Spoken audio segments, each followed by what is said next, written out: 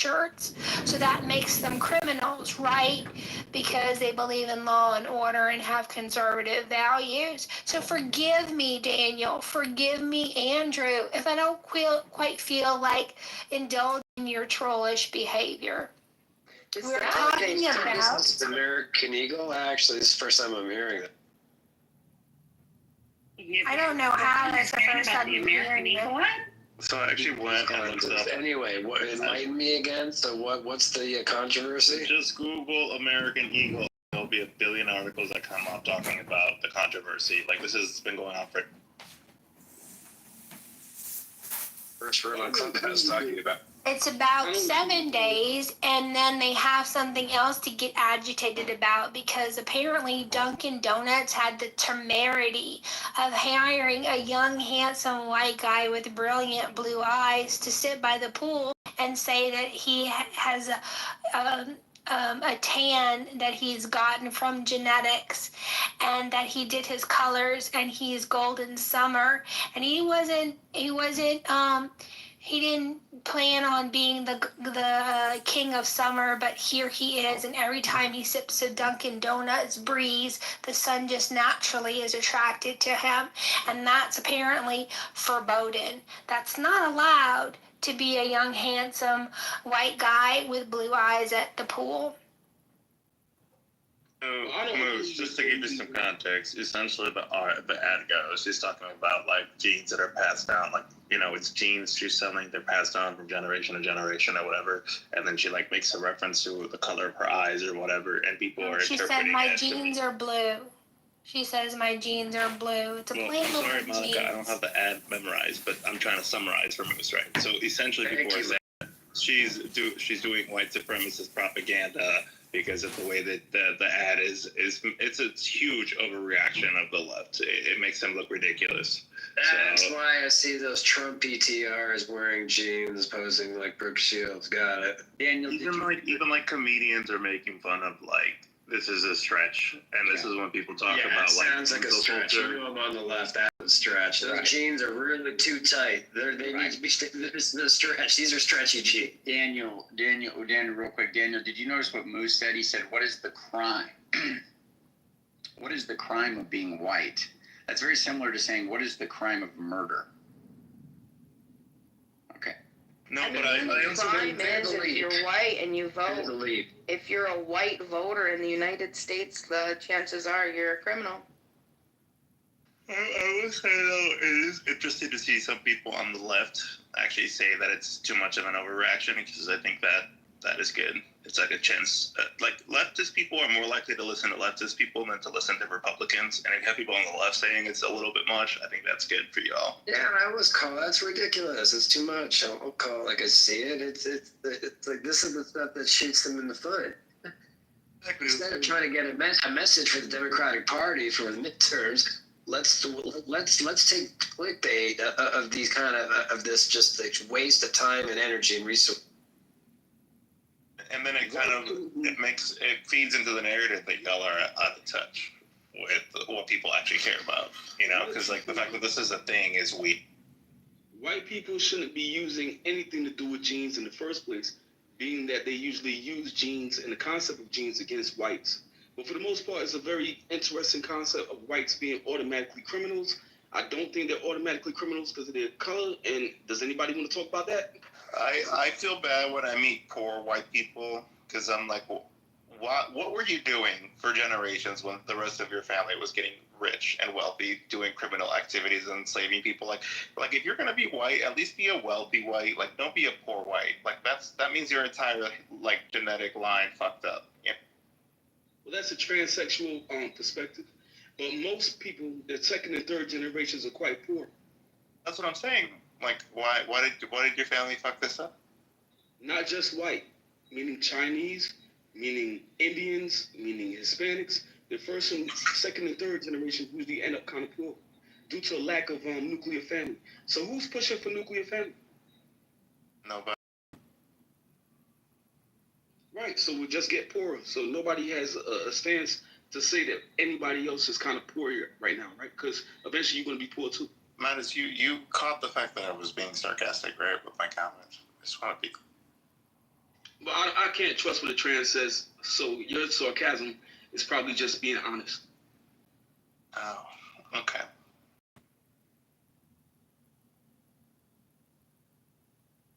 So Beam and I were having a discussion, and she says the commercial is, and I agree, is very much telling on how you take it as to what your ideologies are.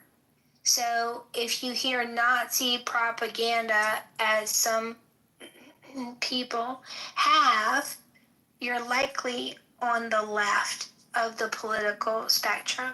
If you see a beautiful young girl making a joke and haha, is she pretty?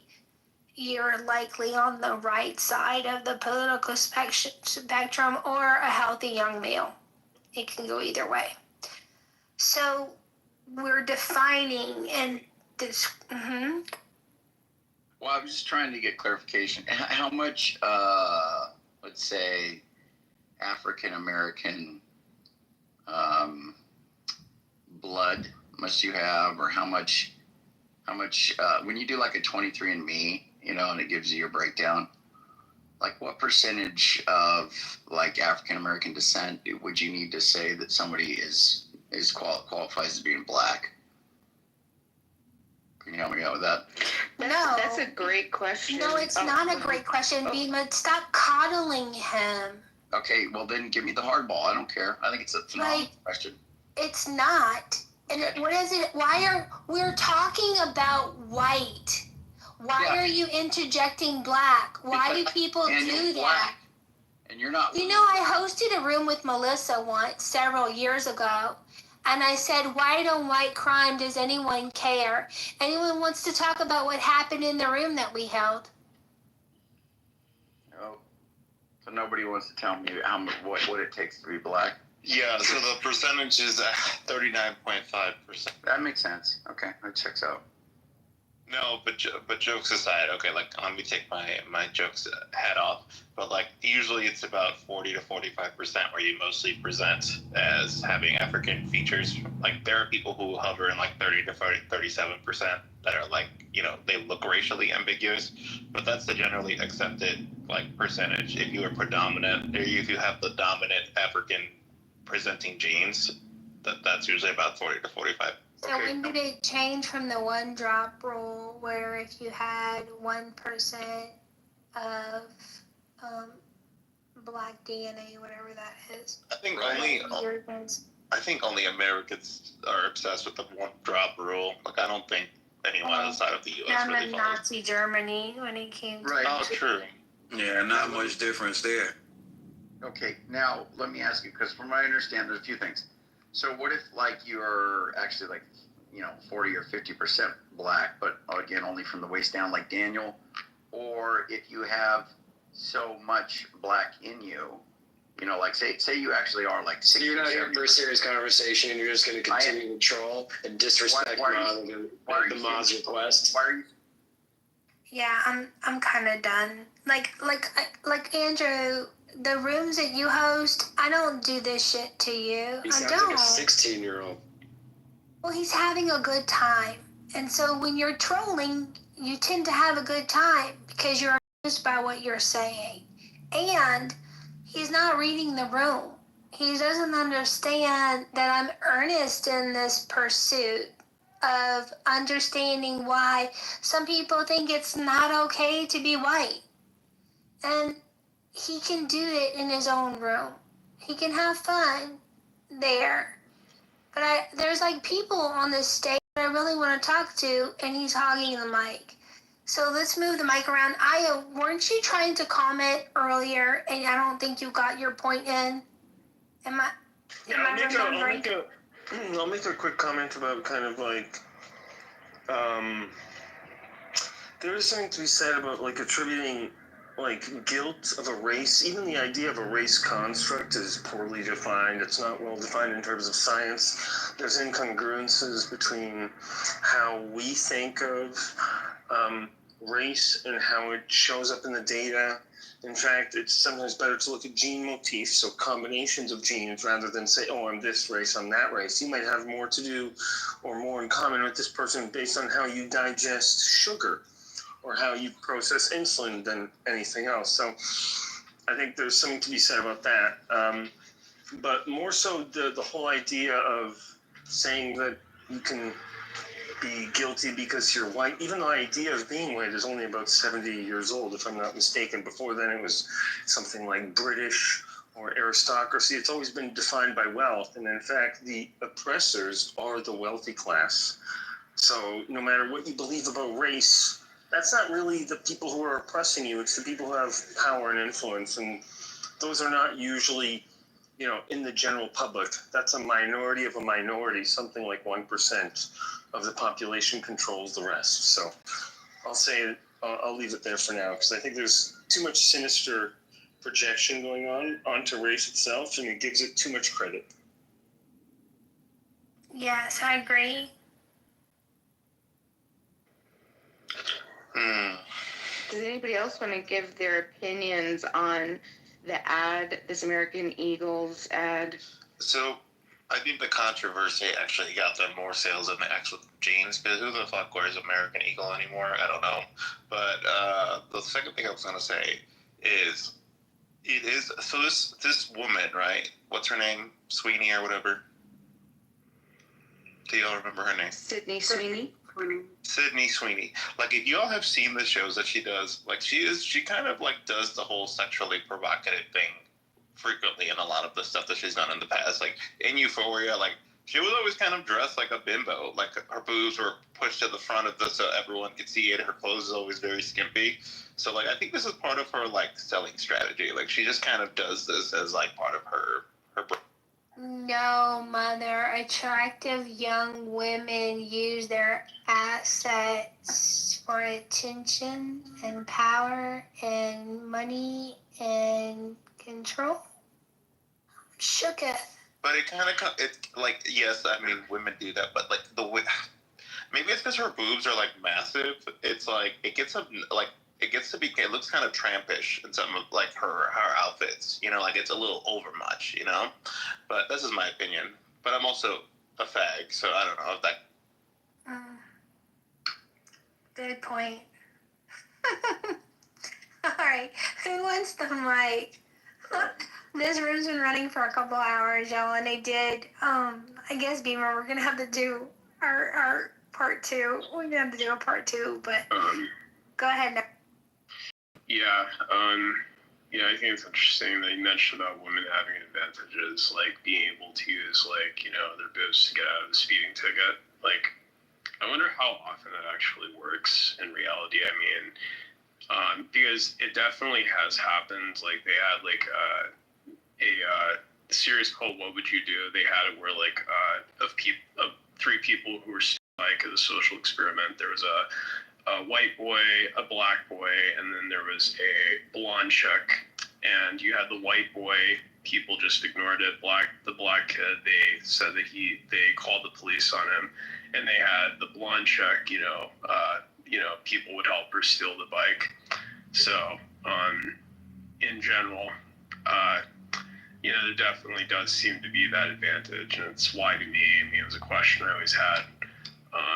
When I was in Sunday school, my parents brought, I always wondered is, why did, the thing that to me, or I guess it was kind of something, to me, I wondered was, why did, men, as I get older, why did men only get, or specifically... Wait, Necro, the example with the bike, that was a commercial? It was a social experiment? It was a social experiment. You can Google it. It's pretty hilarious, actually. Yeah, it was a part of the series What Would You Do? That's why the CIA always has women in one of the team. I'm finishing my point. So, what would you do? So the series basically, they have these social experiments where you have something happening and seeing how the public would react to the situation, pretty much. My favorite one was the one where they had a kid who was autistic. Describe the bike one in a little more detail for her. I guess I can do that. So basically, you had it where like you had a white kid, who was breaking into a bike, and he was basically like, of course he was using like his saw, and people like came by, asked him, "Is that your bike?" And they're like, "No," and they just ignored it and walked off. And then they had a black kid who was trying to steal their bike, just like the white kid. And what they did was that they asked him, "Is that your bike?" And he's like, it's like they were like, "You can't steal stuff." And then they started calling the police, and then they had just everybody was like, they were like immediately alarmed by a black kid stealing a bike. And then you had a blonde chick who came and was trying to steal the bike, and she was asking a man if a woman's husband if he could help her steal the bike, and yeah, he helped her steal the bike. So I wanted to touch on the topic, but I wanted to come from a different angle, right? When I was like 21, I went and I stayed in Germany with my aunt. And while I was there, I was doing some music. So I was into music real heavy. I met these cool guys, right? Went to their house, met their dad. I don't know if anybody's ever heard of Chuck Berry, but their dad played with Chuck Berry. He was a guitarist, right? These all German people, right? Mom was super cool. Anyway, we're sitting out at the table, eating, passing a few J's around and having just regular cool conversation. They asked me about, this country. And my friend Bino was with me. Bino the ill Filipino, that's what he went by, right? He was with me, right? So we're having a discussion and stuff. And we're talking about, America and the characteristics of America, right? And the brother says, Matthias was one of their names. He says, I'm in Africa, I want to go to this country. And he named the country. And I said, that's funny. I was like, in my country, I would never hear a white man say that. And he said, I'm not white, I'm German, right? And so I realized right then, there was a separation that he recognized in his culture, right? What he recognized as what white was is affiliated with racism, because it's a construct that was created for political means in this country, right? So I saw that right then. Him as a German, he was disassociating from the racist culture that's in this country. Now, I don't fault all white people, because some of y'all don't know some of the stuff you do may be racist, right? You just raised a certain way, and some of the stuff you might not know, right? But what I'm pointing out here is that the idea of whiteness is racist by nature, because it's a political construct. When we look at where slavery came from, right, in this country, it originated with the indigenous people here, right, where it was like about preventing the women who were living in these colonies that were born here were no longer subjects of the king or queen of England, right? They were no longer subjects to the crown because they were born in these lands. And so they couldn't be referred to as English or British and be brought under the law by those terms. So they affixed the term white. Okay. And this is where this now encompassed anybody who came from Europe that had this fair complexion. All right. It was a political construct. And this is why I said earlier in the chat, there is no such thing as white culture. When I was in Germany, I was at a bowling alley and I met a guy, quote unquote, white American guy. And he was like, white culture is boring. And I'm like, what are you talking about? He's like, there's no such thing. And then we had like a conversation. We went out to had, cool conversation. Met Skinhead that night too. Almost had to get into a fight with. But, interesting night.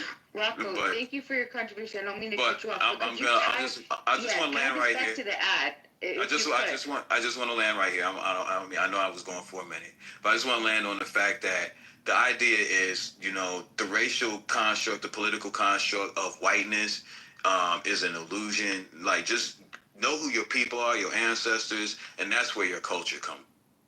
So, would you mind? Do you want to just take another couple seconds to just tie it back to what you think about the ad and how you're connecting this to the ad? Well, I saw an article on that. I didn't really watch it, but I think the thing was about the right genes.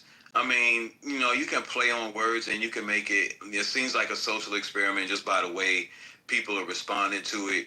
I didn't watch the whole ad, but I heard about it, and I heard about the basic tagline that was supposed to be the big deal. I just think it was meant to spark conversation. And what the people do with the conversation, that's where we see where this country is really at. That's why I tie that.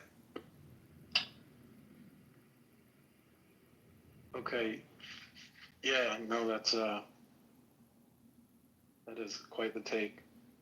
Somebody mentioned earlier the controlling population is, I'm not going to say it verbatim, but the oppressing population is the wealthiest population, and it's 0.02 whatever percent. And go ahead. Someone gonna say something? I mean, in general, I'd say that that's consistent. It's essentially sure, but I wouldn't say that it's like necessarily the case. But it definitely, it just took me to the thought of American Eagle, to whatever extent, their goal is to make more money for their shareholders and sell jeans. Yeah. And as far as we can tell, it seemed to work. Like, I would say. Yeah, I think that there's been a systematic attempt to silence this particular voice in here.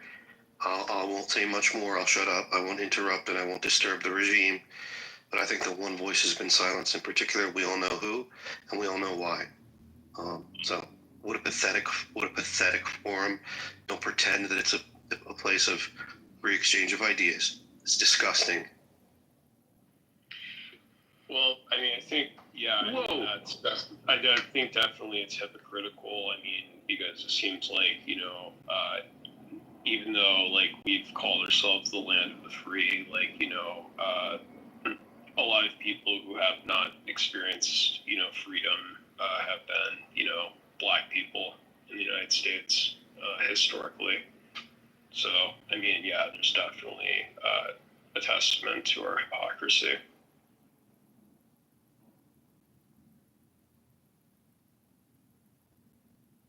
Well, it's never too late to make a change, right?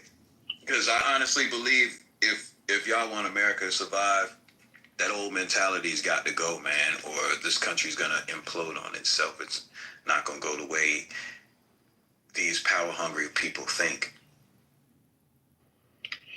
Yeah, and just in general, though, the thing, though, I've always wondered essentially is that if you say some of those, like, you recognize that, like, what I said is that the United States, white people have benefited from, like,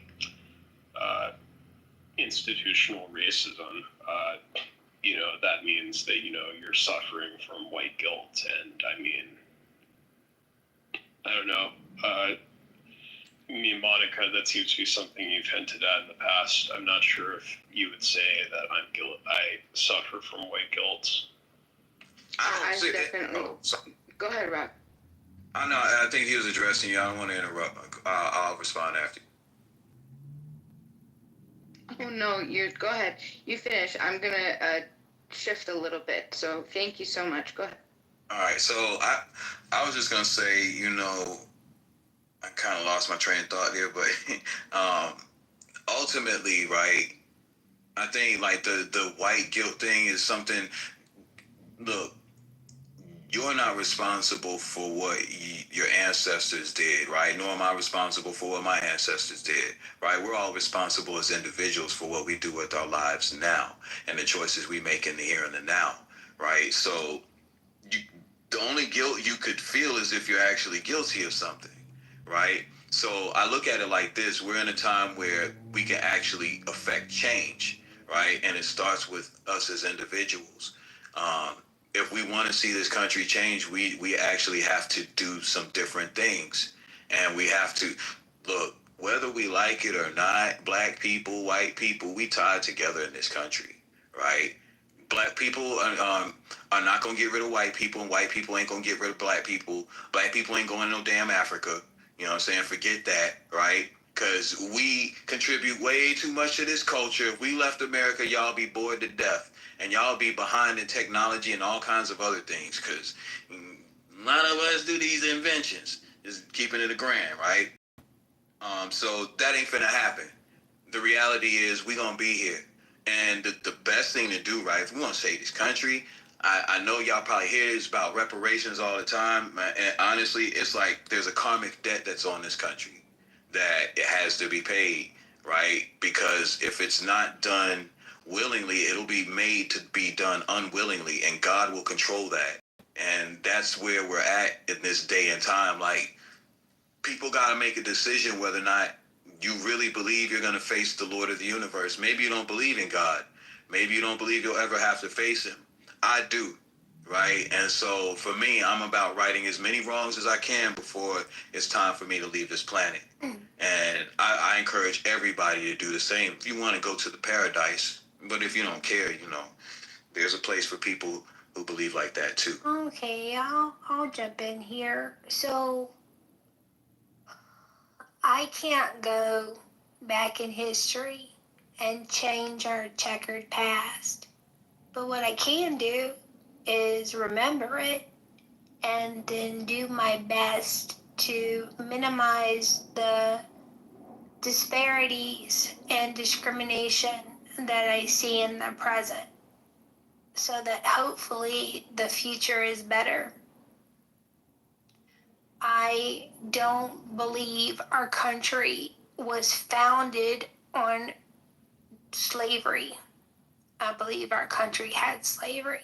And I believe our country paid a dear price to get rid of it. And when we're not having a reparations discussion, not in my room, but what I don't see is a recognition of the sacrifices that we made to make a better, in order to form a more perfect union. And our union's not perfect now, but the accusations of white fragility, the presence of white guilt, the insistence that one check one's privilege based on the melanin content of their skin, these are all racist concepts and should be refuted in the most impeccable way. Yeah, if I could just say, Monica, if I could just say one thing, and I'll be brief on the stage. I'll think of this analogy. I'll try and make it very simple. Let's say a father murders a man and takes his goods, and his son inherits those. Now, this is a problem.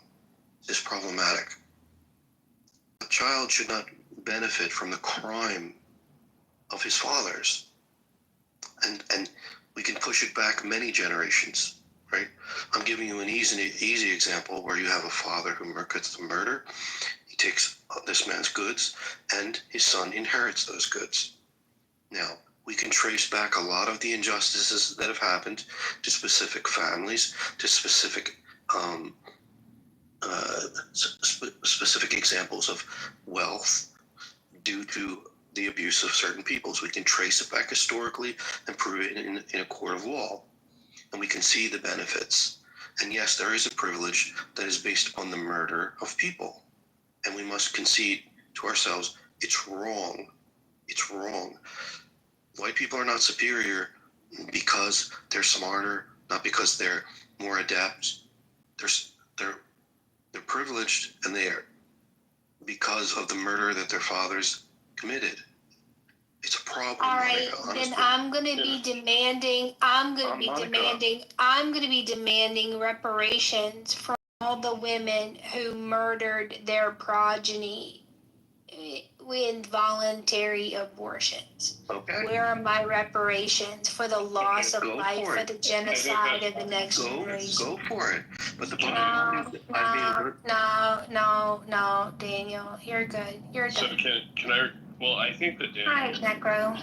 Well, There are some people I haven't heard from, and I am running out of time. Go ahead. Yeah. So I mean, the problem with Daniel's idea of reparations essentially is that it doesn't take into account the fact that most white people, for one, their ancestors did not own any slaves whatsoever. And so, I mean, to apply to say all white people they owe they owe blacks money, because I mean that's based on the assumption that all white people have stolen that their ancestors stole from black people. But also, I mean, it's just also the fact that if that was the case, that would mean that African countries would also have to give back wealth that they stole through enslavement. I mean, reparations, taken to its logical ends, would have to, every country would have to have a significant transfer of wealth through how many slaves that they owned, it seemed. So that's why I'm against reparations. I don't want to make it a reparations conversation. It's not going to be, because you can throw a quarter down the hallway of Clubhouse and find one. You're right, I'm sorry. So, let's move on.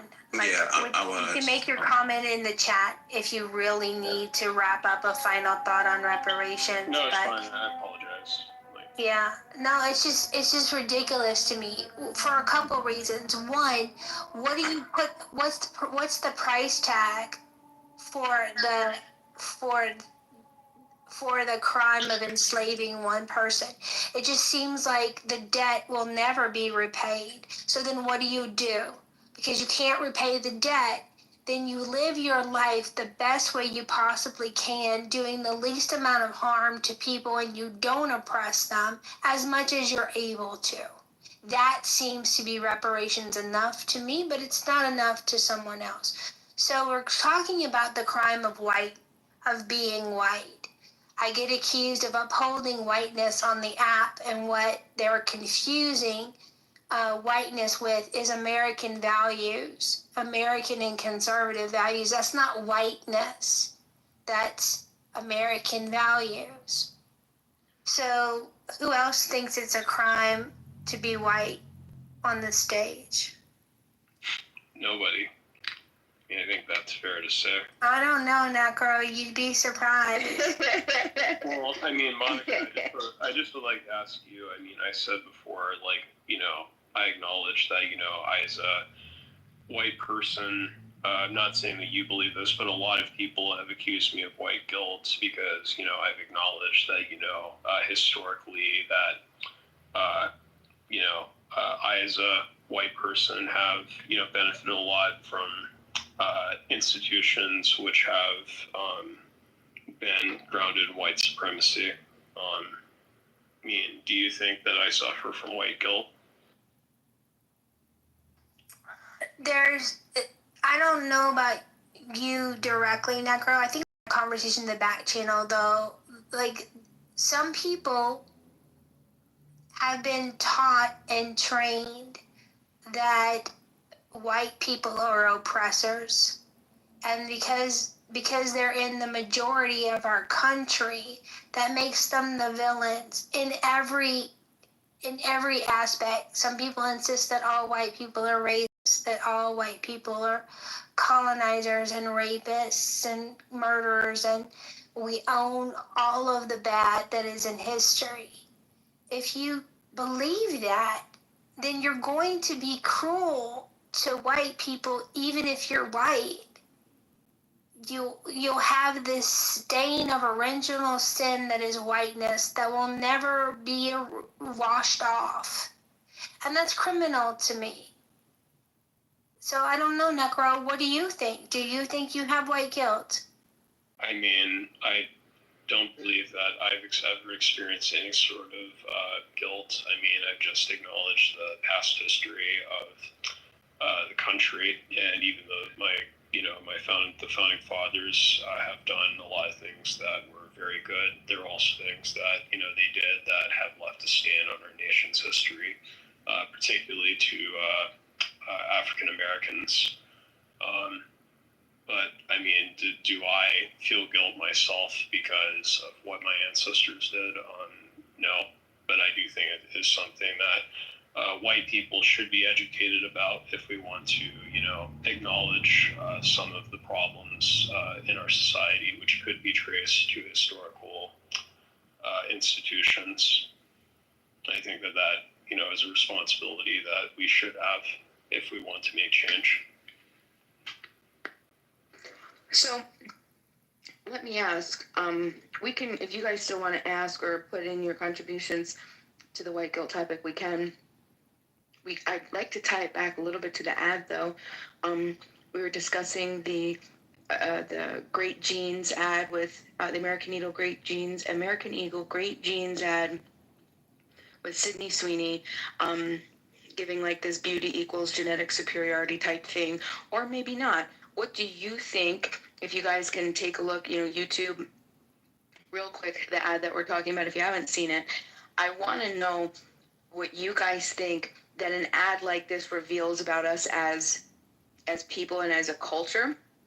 And that a phrase like great genes, when it's paired with a specific image, aka Sydney Sweeney, how can it, or can it evoke different, how can it evoke pride in some, frustration in others, pain in others, right? So why do you think, this is my point, why do you think the same phrase like the great genes can make some people feel proud and excited and sell out of this gene, right? People apparently have sold out. This gene is now so popular that people are so excited to go get it. This controversy has incited to provoke this. And then others feel frustrated, hurt, insulted, and feel pain by it.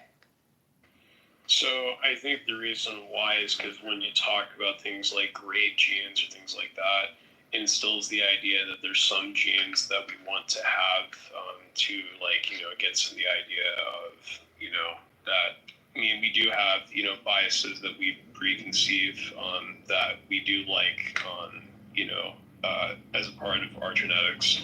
But when we talk about things like great genes or good genes, that it seems to imply that there's such a thing as, bad genes, things that, and bad genes essentially imply that we want to eliminate them. And so, it's kind of thing that, has been linked to eugenics, of course, because, it's about, replicating the genes that are preferred. So. Does anyone see a problem with the ad? I know Adams, I actually agree with Adams. He's like, who cares? You're comparing an ad to everyday life, and it says more about celebrity worship culture than it does about race. I'm not sure. I'd like to hear more about that. Obviously, I only heard it because other people were talking about it, and it was already a thing. And we have people running around making podcasts about this, talking about, so obviously our culture, right? Like, yeah, what does it say? What actually is that saying? What is that saying about individuals and our culture right now that we have an ad, a jeans ad of some woman who makes a play on words, gene, great genes, genetic genes. She happens to be she looks a particular way, and that evokes two very, very opposite reactions in our society. Yeah, I would like to know more. Do you think that the ad was a problem? Do you think that this is entirely stupid? Do you think that it was arrogant? Would you buy from American Eagle if you had the chance? Are you going to choose something else? What do you guys think about?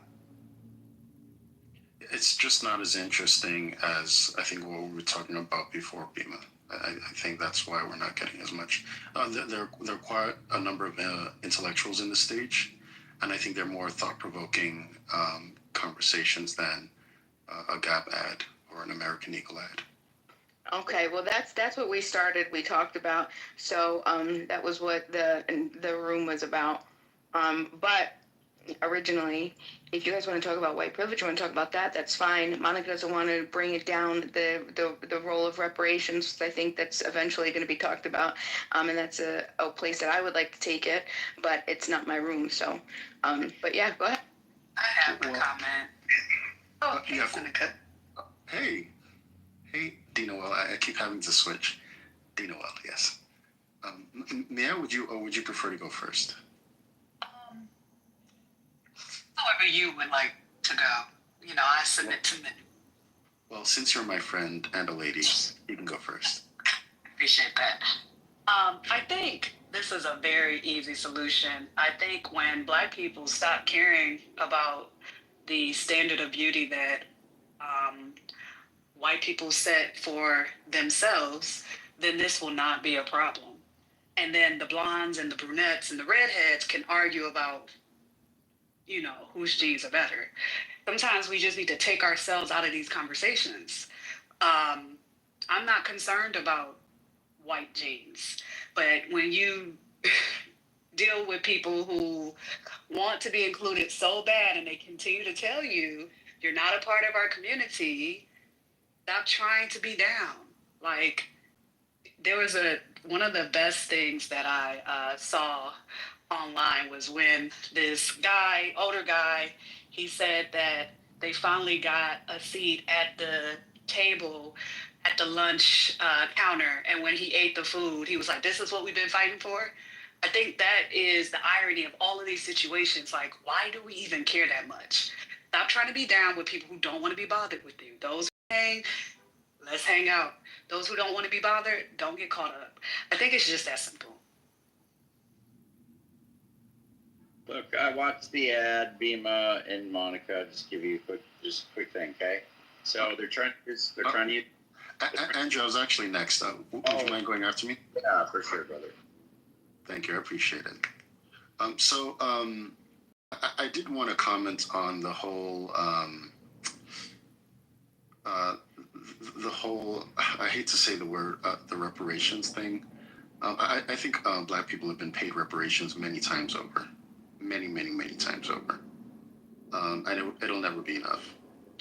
Even if it were a fat check that said reparations on it, they would still be asking for reparations, which is pretty silly. Black people have been paid their, Black people currently have a GDP per capita of about 70,000 per the World Bank, right? And they have opportunities to education, employment, social mobility that are not available in most African nations, right?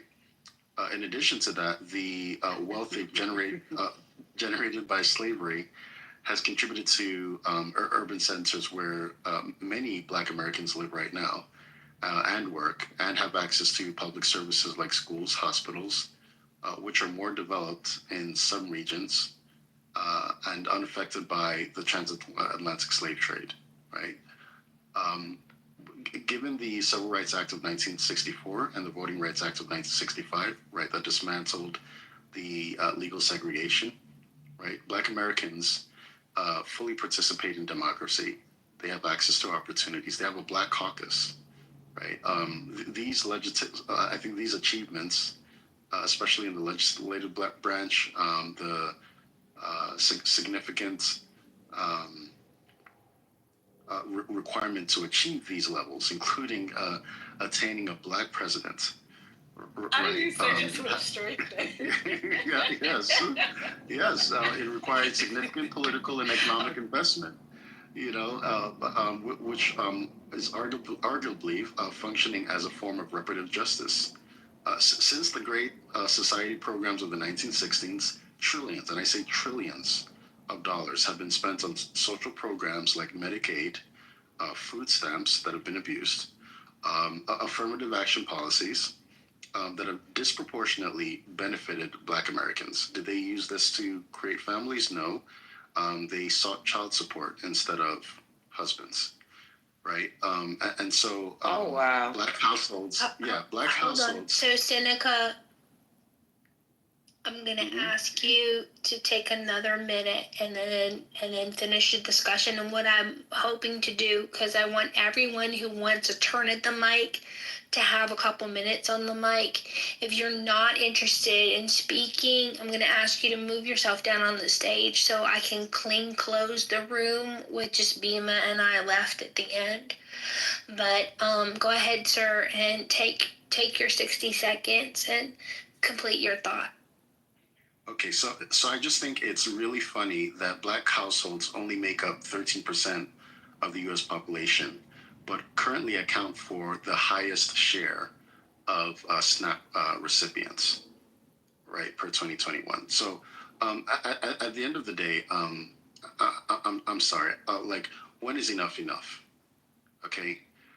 Every time you hold a black man or woman accountable, just look at the art of deflection, the mastery of deflection towards other groups. It's time for Black Americans to self-determine and to take responsibility and accountability for being the number one reason behind Black male deaths in the United States. Ooh, can I say something real fast? Okay, so this is what we're going to do. We're going to go in reverse PTR order.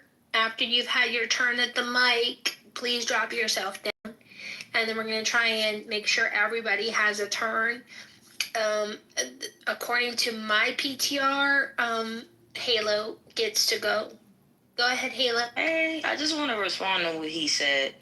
I just did some research because that didn't sound right, but it does say here in the U.S., non-Hispanic white individuals account for the largest percentage of SNAP, according to whatever data, both amongst adult and children. In 2020, 44.6% of the adult SNAP recipients and 31.5% of the child recipients were non-Hispanic white people.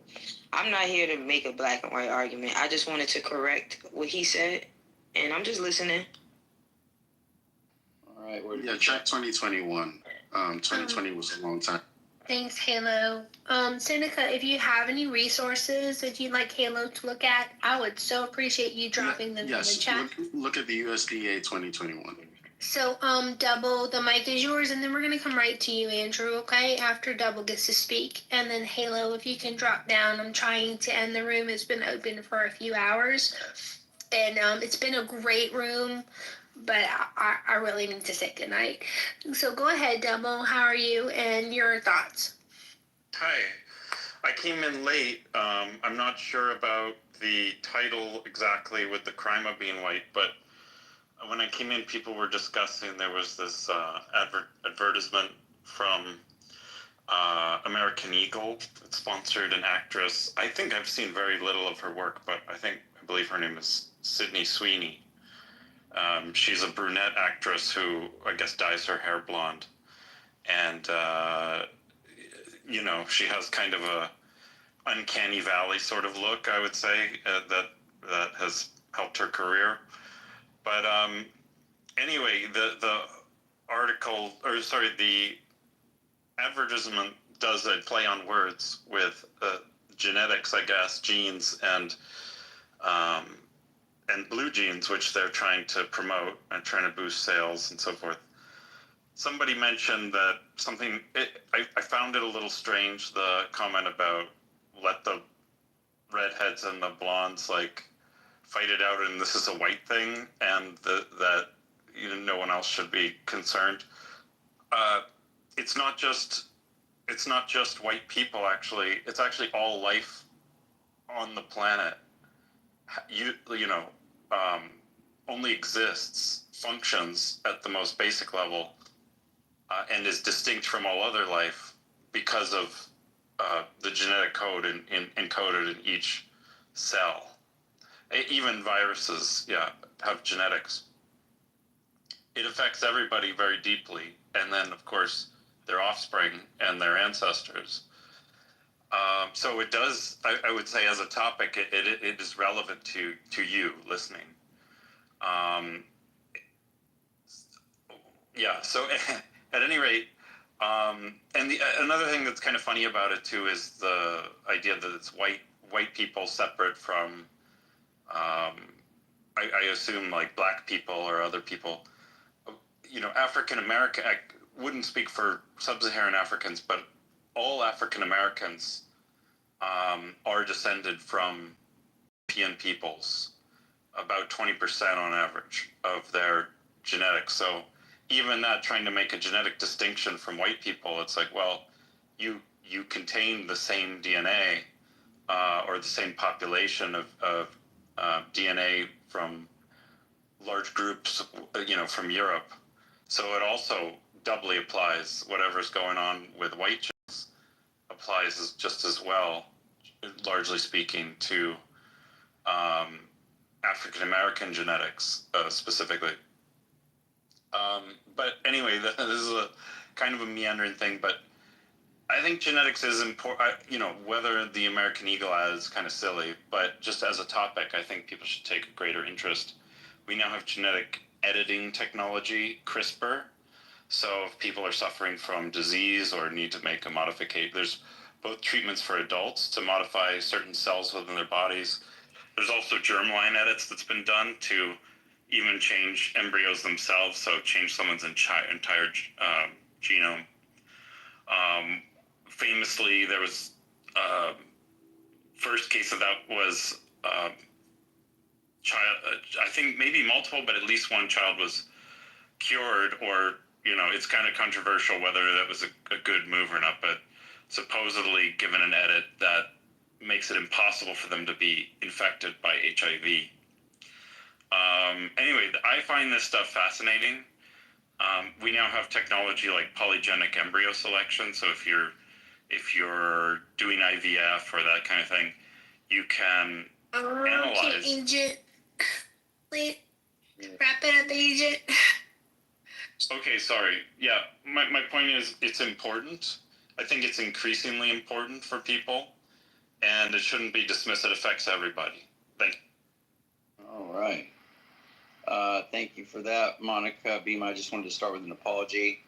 I did accuse the mods of oppressing me because I'm white, but in fact, they moved me down, but they did invite me back up immediately. So I just wanted to say I apologize for the false accusation. The second thing I wanted to say is I did watch the ad, and the ad basically is just using attraction that they think will sell. It'll get women to want to be, who want to be desirable, to be interested in these genes, and it'll make men, maybe potentially want to buy those genes for the women they're with, or promote them in some way. So that's what they're doing, and then it's just a play on words, saying she has good genes. So it's just trying to promote American Eagle. I'm not even sure what the controversy is. It's not like saying, it's not promoting like gene editing or anything like that. Just saying she has good genes. People have said that for quite some time. That expression's been around. If somebody has particularly desirable attributes, you might say they have good genes, right? People have been saying that for a long time. So I don't think this is any kind of eugenics or, some kind of human modification pushing ad. Now, it may be salacious, or it may be capitalizing on, sex cells, principles, stuff like that. Okay, and there might be some immorality there, but it is certainly, as far as I can tell, not pushing eugenics. Last thing I wanted to say is Seneca, now that you and I and D are all in the same room, I made it quite clear the other day to D that you have given me explicitly in your room the N-word pass. And she did not believe that. I would never believe something like that, Andrew. I don't think you're telling the truth. Well, what I would like to do is give up the rest of my time for Seneca to be able to speak and go ahead and let everybody know. Though I didn't use it, I have several passes in my back pocket. Oh, and they were given by Seneca. So I'll go on mute. Go ahead, Seneca, if you would, to take my time. My position is that if Black people can reclaim the word from their slave masters and call their brothers and sisters niggers, then white people can also reclaim it back and also call them niggers. Are you putting Andrew in danger, Seneca? Is that what you plan to do? Is that the ultimate goal? Because it goes further than the app. You don't want someone like Andrew to feel that comfortable, because Andrew is fluid in the words that he says. And he might go out and think that the past allows him to just say it wherever he goes, and now you have put him in harm's way. I don't think that's what you want to do. Well, I think, unlike Black men in Chicago, Andrew is not necessarily threatened by Black people, because anyone can get a gun, and so he can get one too, and he can also shoot a gun too, just like Black people can shoot each other in Chicago. And so if those black people want to threaten his life for using the N-word, he can respond in kind. Now you want Andrew to be equipped with a gun to shoot people for a word.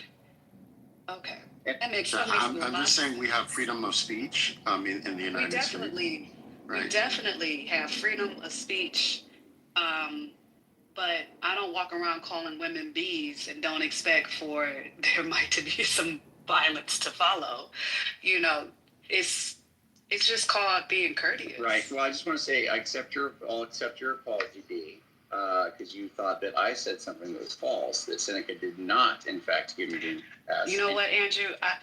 As a black woman who holds herself accountable, I do apologize. Right. And now it just makes me reevaluate the type of person that Seneca is. I get you. But I just want to throw, for anybody on the stage or anybody down in the audience that's jealous, Seneca has the express right to make these transferable. So I have 60 of them. If there's anybody here that would like one, just contact me in the back channel. I'll hook you up, and we can go forward from there. They're probably only good primarily in Seneca's room, but they might work elsewhere. Just be careful. I appreciate it. All right. So Andrew's done. Please move down. Andrew D, the mic is yours. Thank you. Monica, this has been a great room. It's been very funny. I think Double didn't understand what I was saying in regards to not being concerned with people saying this is the standard of beauty. The point is that worry about yourself. Stop getting caught up in divisive techniques. If that's what you think it is, if it's such an emotional, point for you, stop worrying about what other people are doing. Focus on yourself, focus on your community, focus on building. Seneca, I'm gonna have to have a conversation with him offline. So there's that. And go ahead. Yes, I was gonna say, Monica, I'm gonna follow you, and I like to hear people who don't have the same opinion as other people, and I will definitely come into more of your rooms, the conversation. Well, that is my honor. Thank you so much. And I did like what you said. If it's not for you, then it shouldn't bother you. And that includes people involved in things that are truly not of their business. And people, I find, get themselves in a lot of trouble by intervening when it's not their job to. And then being offended by things that really is not pertaining to them. A good example is there are gender wars on the app, right? Women will hold rooms about men being trash and garbage and useless, and then the men will respond with a room about women being trollops and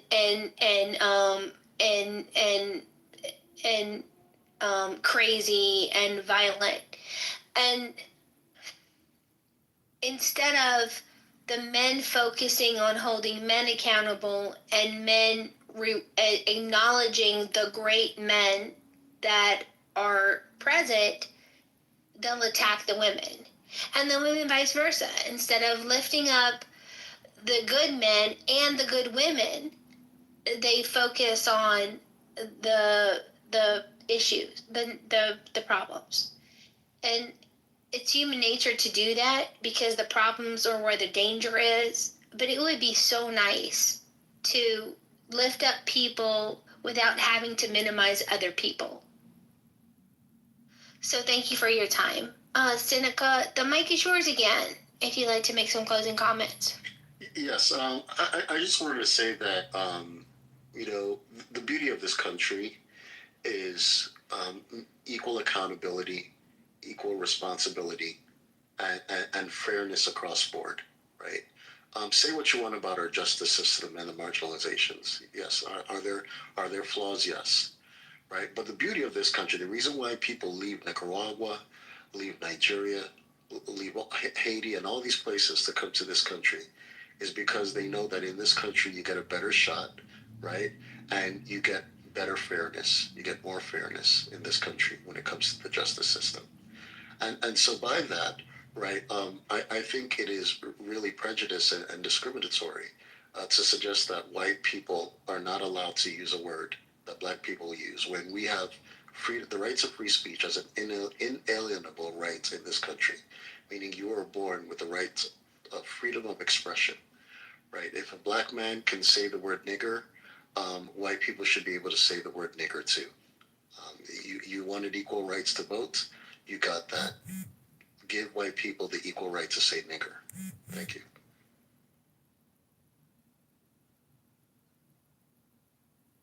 Monica, if I may. Do you want to reply to that real quick, and then you can drop down? Sure. Yeah, no, yeah, please reply. Man, that word. I'm gonna get because a black man said the black slur on my stage, Monica, and it's ridiculous. It's like I don't own people. I don't control their mouths. If they want to say the naughty words, they're gonna say them. But I usually don't allow them on my stage. But go ahead. So I understand Seneca's second argument, but we start bringing in the justice system as a way to allow to say that black people get rights too. The justice system is what sets the precedent for rights to be established. So there were many laws, and there's still laws today that can be discriminatory. So you have to go through the justice system, and the justice is so you can't just bottle it up into 2 sentences and then throw the N-word in there. And yeah, all is fair in love and war. We can't do that. The justice system is so intense and so many different possibilities and levels and courts and this and having a jury of your peers, which is not really people even from your area.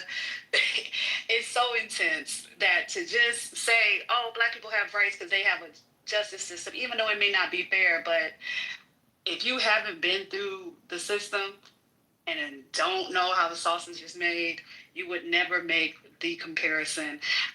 If people want to say the N-word, let them say it. Have at it. If you say it in front of the wrong person, you may get insulted. If that's what if you're for that, hey, live your life. But I just think that there's so many other things in this world to do and be. And being American, to just say I can say whatever I want to is so much more to life. I mean, but have at it. It is what it is. But I'm gonna drop down. And Seneca, I will see you in another room. You guys have a great night. Just a comment about the black slur. I hear it a lot that it's a motivating factor that white people just want to say it. I don't know how accurate that is. My position is, if people want to say bad words, we should let them say them, and then that gives us really good insight on what kind of people they are. Much rather be stabbed from the front than stabbed in the back, because I can see the blow coming and I can deflect it more easily. So if people want to be jerks and racially slur people, then we should consider letting them, and then we know how to deal with them. We know how to avoid them. If that's not our bag, that's not our thing. Seneca, you did have ample time on the mic. I'd like to get to Pops, unless you have a 30-second comment you'd like to make. No, I just want to also clarify that I do not believe in using the sound at the end when it comes to nigga. I don't think that is necessarily changes the word. I think that's a no true Scotsman argument to suggest that the meaning behind the word is changed by the suffix. It's not even a suffix, it's just a pronunciation, right? I think we should return to using the word nigger, and black people should call each other nigger if they so choose, and white people should be able to call themselves themselves nigger, call other black people nigger if they also so choose. Giving me a attack. Let's make nigger great again. No, Seneca, stop. Oh my God. All right. Well, it's not, like I said, that the majority of white people want to say the word. It's that there's some resentment in being said, we cannot say a word. And that's any word. Actually, I've been fussed because I said niggardly. Well, if you look up the definition of niggardly, it means small-minded and ungenerous and parsimonious. It's not anywhere near the slur, but because it sounds similar, I got fussed for using other words that they said, oh no, you can't say that because of who you are. And I'm like, I can say monkey if I want to, and I can call all people monkeys, and it shouldn't be interpreted as a racial slur if I'm calling all humans monkeys, but go ahead and be... Never mind. Okay, Pops, the mic is yours. Thank you, Seneca, for your time. Please drop down. We are almost to the first row. Hey, Pops, what are your thoughts on what you've heard tonight? The typical clubhouse stuff, man. I will just say that I didn't see the ad, but it sounds interesting. I'm probably going to check it out when I'm done. I'm not offended by what the ad sounds like. I have been known to fat shame. I am handsome, thankfully, and I do believe in superior genes. It is what it is. It's just with the time of the history that we're in. I don't think superior genes has anything to do with race either. This is just my thoughts. I can elaborate, but I feel like you're exhausted, and I will we'll probably circle back, But I just know I'm not offended by the article. Sydney Sweeney's hot. Obviously, she's about to be like, the next Marilyn Monroe, Kim Kardashian, whatever, in my opinion. I think, I don't know, Seneca's hilarious. I think he's trolling, to be honest. I hope he's trolling. And, and I'll land. There was a guy, I think he's from Thailand or Philippines or something. There are healthy people, there are sick people, this guy did 11,000 push-ups in 24 hours. I'm sorry, pull-ups in 24 hours, right? He's got superior genes, right? I don't think anyone, I can't do 11,000 pull-ups, in 24 hours, right? You broke the world record. That's some class A genes right there, training, whatever, right? I don't think anyone on the stage could do that. Y'all don't got his genes, therefore those are superior. Has nothing to do with his race, has nothing to do with his, his race, right? It has to do with his health. I think health as well, right? And that's just my opinion. I'll check out the ad, and that's it. I'll tell thanks. All right, thanks, Pops. There's a bunch of links for Twitter that I added to the chat recently that have some of the ads. I think there's like 5 of them, maybe. I'm not sure. But one of them was, I'm not here to sell you American Eagle jeans. I'm not here to tell you how comfortable they are and how they make your ass look good. I'm not here to sell you to buy American Eagle jeans. I'm just here. And I'm like, well, that's kind of clever. That's kind of funny. And most of the ads were clever and funny. Right. But, haters gonna hate, and we live in such abundance that our natural urge to fight and protect is stunted because we have we're kind of like the apex predator, right? So our skills in fighting are honed by finding things to be aggravated and annoyed about online. That's how blessed we are in our society. All right, Pops, if you want to drop down, thank you for the time. Chi-Chi is next. Hi, Chi-Chi. How are you? Chi-Chi might not be able to say anything. Sometimes there are strong and silent force on the stage, so I'm going to move Chi-Chi down. Mojo, It's a pleasure that you've joined me in my room. I actually had planned to do this muff, and then I said, I don't know. So I did it in a public room. But do you have time to share any thoughts or insights with it?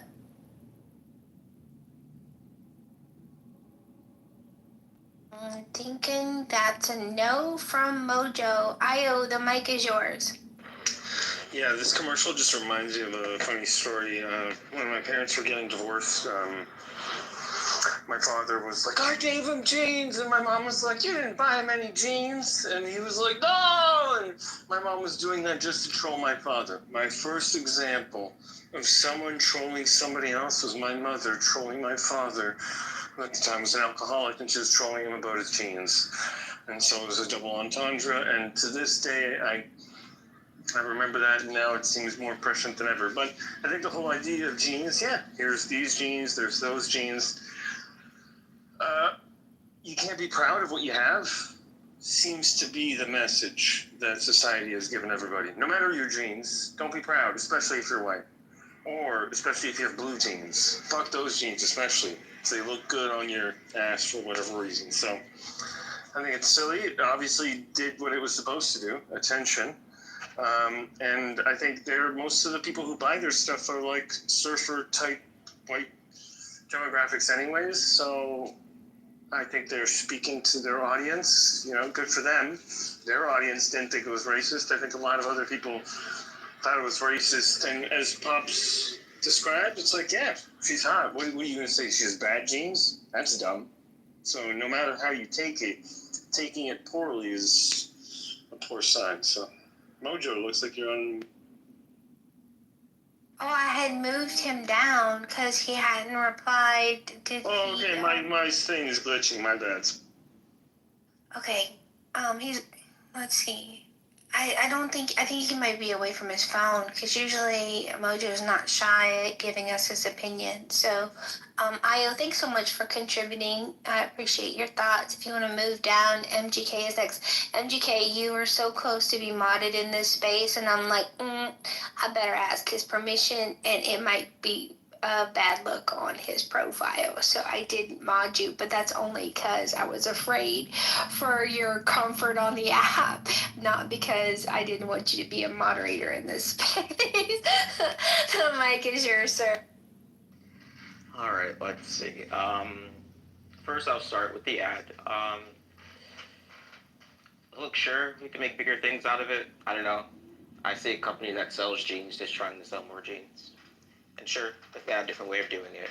It's like, I don't know, I think what I'm most disappointed about this ad are the people that are mad about it who don't own a pair of American Eagle jeans in the first place. And it's like, look, you're mad about something you don't even buy. That's, I don't know, I've never been offended by a tampon commercial, you know? So it's like, and even if the offense popped up, I'd be like, this is dumb. This probably just isn't for me. And that's fine, but maybe it's for somebody else too. And I also go to, look, we started getting into what we always get into on this app, which is historical oppression, historical wrongs and things like that. And it's just like, without being too much of a jerk, I kind of want to say, at some point, nobody gives a fuck, and you've got to figure it the fuck out, you know? And I think that's, and look, I just think that's like the price of freedom, right? That, okay, now, hey, whether you succeed in life or fail miserably, that's going to be completely up to you. And it's like, if you're not willing to pay that price, then, one, it's just not smart to do. So I think you should do it, or don't, right? It's like, look, it's your life. You're going to have to live with the consequences. And what's particularly annoying about it is just that, I think it sort of ignores the, you know, the legacy of prominent African Americans in our society, right? You've got someone like, take Booker T. Washington, for example. This is someone that was born into actual slavery, right? But if you read some of the books that he's written, it's, and then you sort of hear how we talk about racism and oppression, how we think it's so defeating. You've got a guy who built institutions, you know, after being born into slavery and making it out, and it's just like, You also have Madam C.J. Walker, right? The first a self-made female millionaire in the United States. And she did this in the 1800s, right? You've got public lynchings, you've got Jim Crow, right? It's as bad as it can get.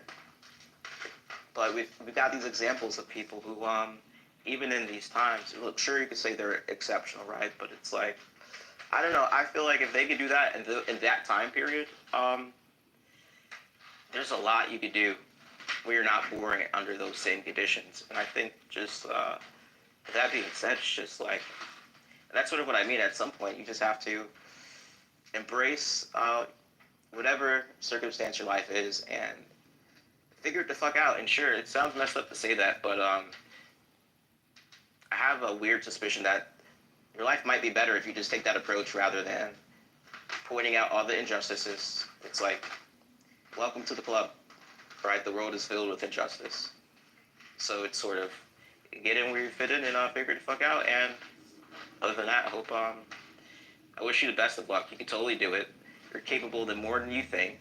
You're stronger than you think. And the world will benefit if they get to see your contributions, and you could just contribute a lot more where you're complaining less. Hey, can I ask you a question? Thanks, MGK. Who? Can I ask MGK a question? Sure, Adams, and then you can take your turn.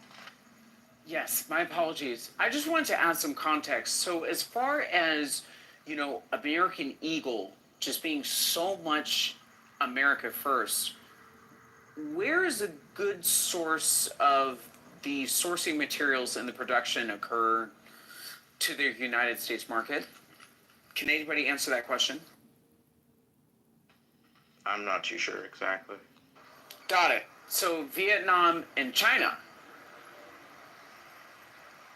Mm-hmm. Right? So their direct competitor, Abercrombie and Fitch, they definitely source materials and distribution networks from the same places. So I'm trying to understand exactly how does this said campaign actually resonate to America first? Right? Let's see. Does it resonate to America first? Look, I'm not too sure how it does either. If anything, it's, to me, what it just resonates with is like, how can I put it? The people you see on X that are very big fans of Sydney Sweeney, right? It seemed to be sort of catering to that demographic. And the way I see that is just, you see a potential audience that's out there, and you're just trying to figure out ways to monetize it. So I think, sure, you can make a connection to America First. I don't really see that. To me, I just see it as like a particular segment of Sydney Sweeney's audience. And, overall, I just think it was a business decision more than anything in trying to leverage that potential audience, right? It's sort of like when, there's like trans people in a car ad where it's like, at first it's like, look, what do cars have to do with trannies, right? Got it. But Got then it. it's like, so let me just let's kind of break this down for a second. Well, actually, Adams, we both, Monica and I, have to go. I'm so sorry. The time for like a back and forth. Yeah, we were just, everybody was giving their last bits, and we're closing out. So if you can give your last bit, and then when you're done, you guys drop down. That would be great. Sorry about that. Sure, 100%. And my points are typically to the point and just straight down to the facts. So if you want to look at the outcry as far as the common outcry as far as Sydney Sweeney being involved in this campaign and people advocating for this to be America First, and then I see chirums where people on television have Sydney Sweeney side by side by Beyonce. So again, Sydney Sweeney represents American Eagle. I gave you a pathway as far as who American Eagle's direct competitor is, which is Abercrombie and Fitch. Both manufacture in China and both Vietnam. You also look at the person that they're comparing this campaign against, Beyonce. If you look at Levi's, their production and their manufacturing is in China and Vietnam. At what point are we going to wake up and understand that people are deploying this divisive racial narrative to separate us as a country, as opposed to looking at who is the factual source of this discord? So I'll just land there.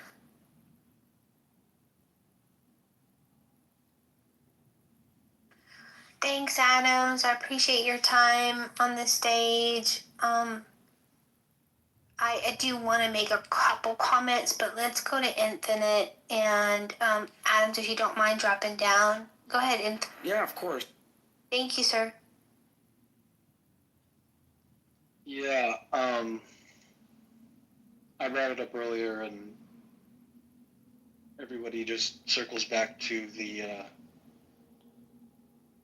genes and the divisiveness. I think this just seems kind of simple, that it was an opportunity to monetize the divisiveness. I hope we're all not fooling ourselves into being aware of the algorithm. And after this campaign launched, their stock went up quite a bit, American Eagles. It's an American-owned company. It peaked at $12, which was up 18% over the month. For the month,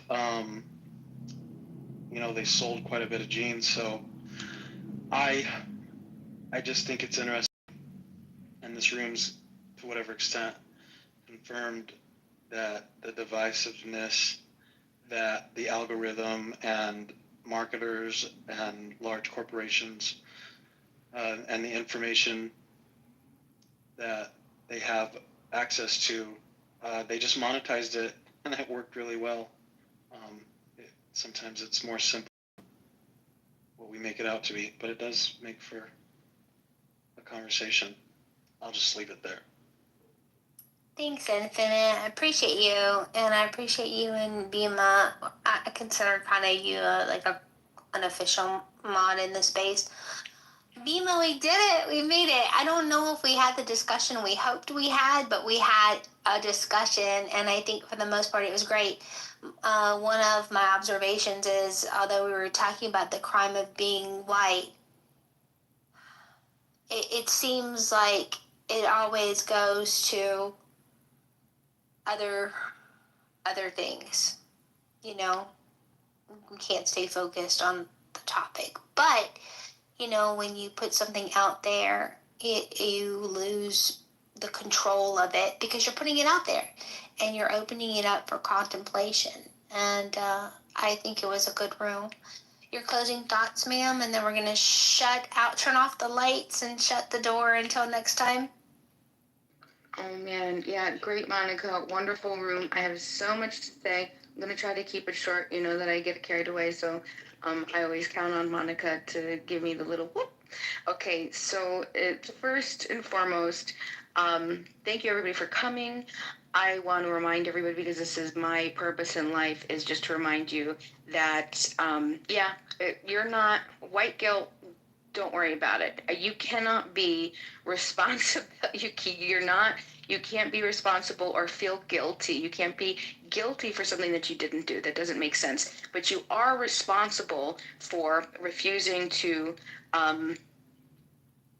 not correct the systems that perpetuate coercion, division, control, systemic oppression, etc. Okay, so I would invite everybody, remember, every day you wake up, you only have one responsibility. That's to not aggress upon your neighbor. I don't care what you think. Hold your opinions to yourself if it comes to law. Okay, freely associate, find like minds, but be an adult. Okay, emotional maturity. If you don't like something, leave. You got to get rid of the entitlement. You got to get rid of thinking that everybody has to think your way. Respect people. Sovereignty, consent. These are the things that we need to really begin to embrace. I also wanted to say, Seneca, I'm so sorry. Listen, I have to push back on this. The N-word topic, it was bothering me. I wanted to say something so bad, but we have 100 1,000 English adjectives and insults and descriptions to choose from in our English language. Okay, we could build some on adjectives onto others. When you want to highlight one word that carries the weight of a very historical weight of slavery and death and murder and segregation and dehumanization and trauma, I mean, that says more about you're either intellectually just lazy because you can't think of another word, you're emotionally immature because you can't handle being excluded from one cultural boundary. I'm not going to talk about anybody specific in this room, but clearly some people do feel that way, or you're just ethically bankrupt. You know the harm and you don't care. Okay, it costs nothing to be good and kind and to perpetuate grace and love in society for us to continue to grow. You want to even encourage the word something's wrong with you. Okay, get that looked at. The last thing I'll say, closing, I really loved the idea of the mirror of this ad. I love the ability to look at it. I loved everybody's comments too. Don't get me wrong. Adams made absolutely wonderful commentary about what's really going on. But I think that it was so interesting that what this particular conversation or this episode of America Gone Wild, Sydney Sweeney's Jean commercial, we have language and imagery. They're not neutral, right? They relay messages. They're vessels, and they could be vessels for whatever we deem them to be. Some people looked at this and they embraced it. Some people looked at it and were upset by it, felt excluded, felt sad, felt the pain and the trauma of historic systemic oppression. There's a bunch of different things that this will elicit depending on who you are and, just whatever, right? However you're looking at this. So whether it's however you look at the ad, this is more about you. And I'm not saying that good or bad. I'm just saying it's a good window into your own psychology about how you feel. And now all of us can leave this room tonight and just learn a little bit more about ourselves, right? What can you take about this whenever you feel some sort of strong reaction, right? If this ad if you really didn't give a fuck, you're doing great, right? You are amazing. If you didn't care either way, emotional maturity, you're right on point, okay? I'm proud of you. If you felt a strong reaction, right? If it's offense, if it's defensiveness, if it's fear, if it's pride, if it's whatever it might be, stop and ask yourself, what part of me is responding right now to that, right? And that, I think, should be able to open you up. You could learn a little bit more about yourself. I really appreciate, again, everybody coming to the conversation. Monica holds bang-ass rooms. Everybody coming in. I wish it could have gone longer. I'm sorry for people that didn't get to talk next time. And hopefully this conversation can be an invitation not to argue about, bullshit, but just to become more aware, fluent in how language and how things affect each other, right? And collective healing, just all you gotta do is be a decent human being. Oh shit, you know what? The ad, we fucked up. Okay, sorry. I apologize. Just be aware of it, right? Because I think what we're really, really debating is just who gets to feel like they belong. And we all just want to belong and we want to be loved, And so I love you all. Thank you for coming. Thanks, Monica. You're welcome, Bima. So, yeah, I don't think American Eagle did anything wrong. I think they actually provided an ad that appealed to the majority. And that doesn't mean that they were slighting or insulting or oppressing or offending the minority. I think two things can be true. And I like what Infinite said. The American Eagle stock going up. I heard all the jeans were sold out, and I heard a portion of the jean sales went to domestic violence, minimizing domestic violence programs. So that's a win-win-win as far as I'm concerned. And if you haven't heard about the controversy with the Dunkin' Donuts, blue-eyed white male model ad, it's coming because people need to feel, and they like the feeling of anger and righteous indignation. So that might be a part 2 room for us, Bima. This is the crime of being white. And everyone have a great evening, and I'll see some of you around the clubhouse.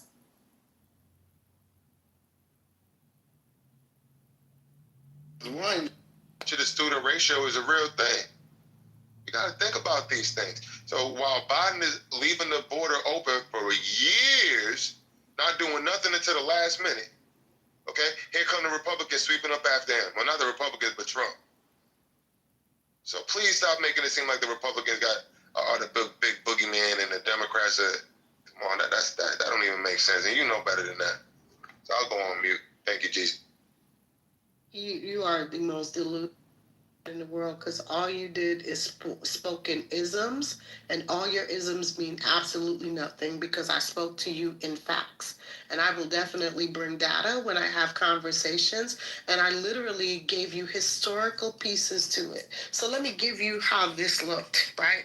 There's only been one president in the last 50 years that balanced the budget, and I said 50. I didn't say anything else because some of y'all are weird as fuck. Bill Clinton, a Democrat. And I never said anybody was a savior at all. Just like both parties have problems, and I've said that a million times, but what I'm not going to do is I'm not going to look at a party that currently is literally destroying this country and say that they're, oh, well, yeah, they got some good parts and they don't.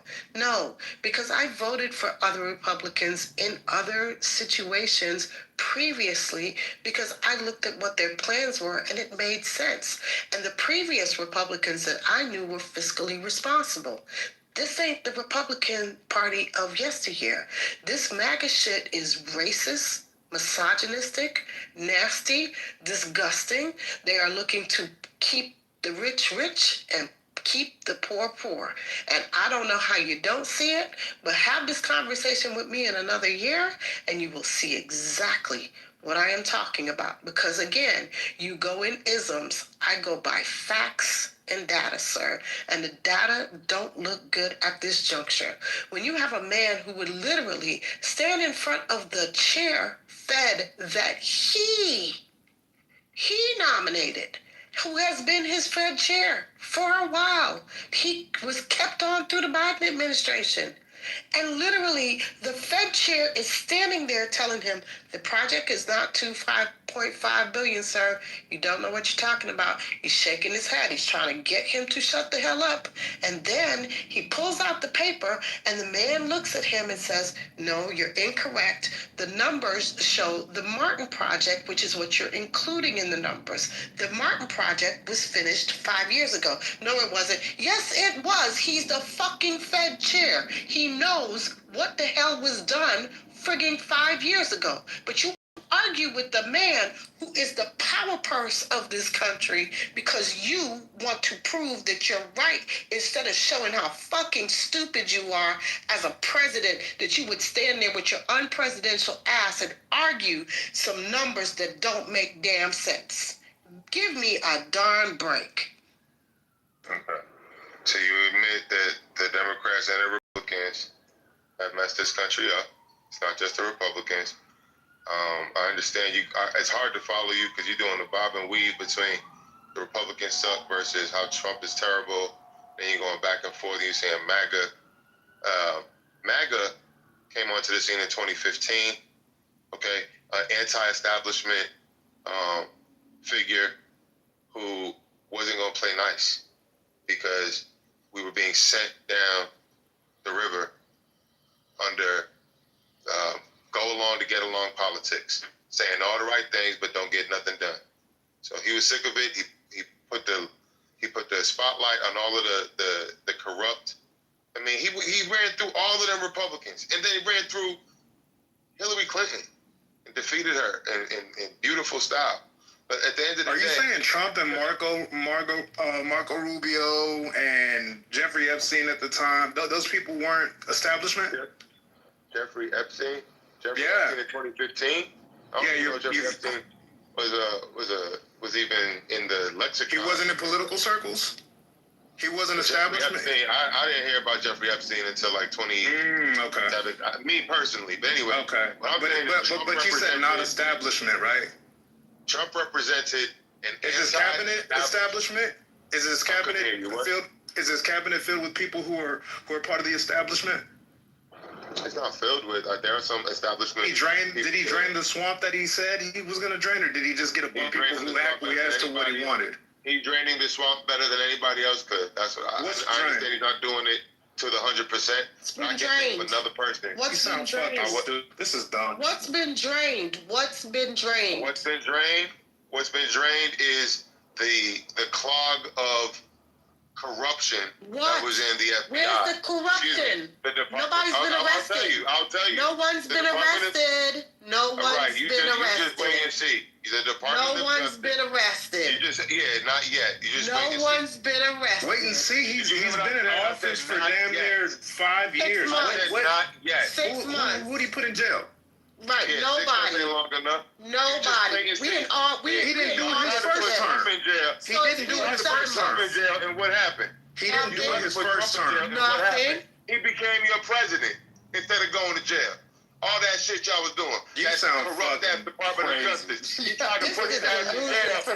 This is why I say this isn't a good faith convo. This nigga is a good faith conversation because you ain't interested in a good faith conversation. You're not having one. You're just spitting out talking points that you get from True Social and Twitter.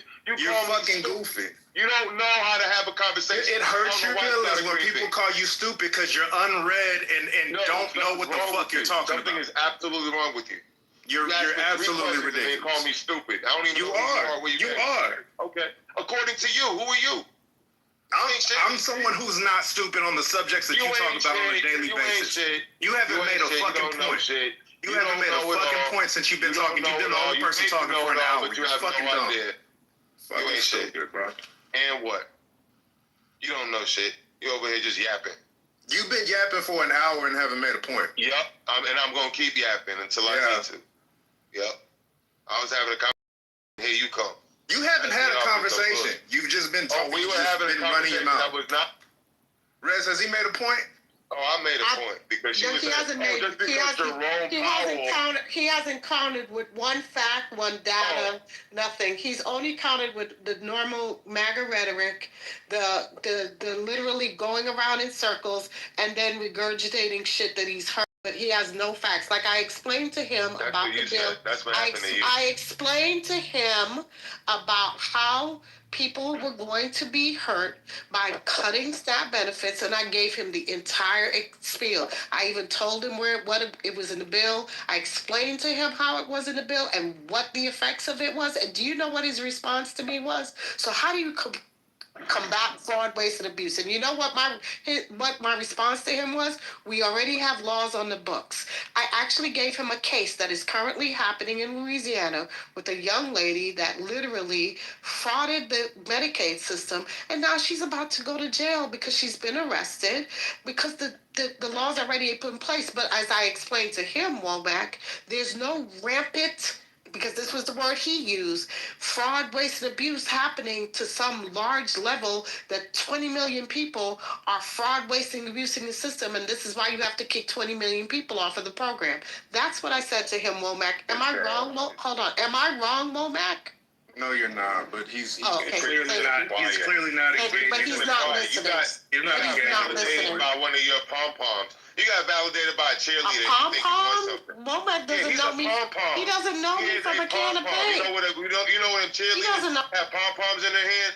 You went to a pom-pom, a cheerleader, and you asked him to validate. I asked him to validate the data. I asked him to validate the data. Only us. Half of them are asleep. Don't know what the hell you're talking about. I asked him to validate the data. He don't know. You heard him before you even spoke. He was. Did you engage with it? No. Did you engage with any of her points? Please. Did you engage with any one of her Infinity? Did you engage with any one of her points? Did you engage? No. You asked for something specific. You asked for something specific. She gave it to you. Have you engaged with any one of the points that she's made since she stated what she stated? Not one. Yes, I have. Not one in the last fucking hour. The problem is she's pancaking. That's why I was interrupting her a few times. Now because I wanted to address it. What the fuck is pancake? She's pancaking her quote unquote points. So when I get what is the microphone, pancaking if I'm giving you facts? You're taking. Listen, ma'am. You're taking all of your points and you're putting them in one soliloquy. So then when I take the microphone, I gotta remember every 15 of the points that you try to make. That's why I wanted to go point by point. But when I cut you off, you're cutting me off. I can't remember everything that you say because you take forever, just like I take forever. Why don't we do it point by point? I've talked about the border and all the people pouring into our country. You didn't address that. You didn't talk about how the fact that Biden let all these Biden let all these people come into the country, and he didn't think that was a big problem when everybody knew it was a big problem. So that was a rampant issue that he didn't address. That he downplayed. The immigration. Sir, I can answer that question. Hold on. You keep talking. Stop talking. I know, just like you kept talking. That's not true. Every administration gets to determine how they want to determine the issue. Biden looked at that porous border and said, no, it's not a crisis. But then Trump was like, are you serious? Millions of people pouring into our country is an invasion. So there's the discrepancy between two perspectives. So when I say Trump administration determines the fraud, waste, and abuse currently as rampant, that's within their realm. Biden didn't think it was. Just like you don't think it was. Oh, whatever. We got laws on the books. They're being held accountable. The numbers don't add up. There's no numbers. It's just like you guys have said that there are illegal. I've heard this MAGA conversation that there are this rampant voter fraud and abuse, and it came out literally from the IOC department, literally from the department that was built under Trump, which is so weird, that the data was so safe at one point. What department? I just said, sir, stop talking. Fuck. What department? Stop fucking talking. You don't know the department. You're yapping. Oh my God, sir. You're yapping. You know what? You don't know what you're talking about. You don't know what you're talking about. This is what they always do, Wallback. They never let you finish. He's not engaging with anything. He's not. I'm done. You don't know what she's talking about. I'm done too. You don't know what you're talking about. You're just repeating talking points, and you're getting lost in your own sauce. The department under Trump. What department? I don't know. You don't know what you're talking about. Yip yapping.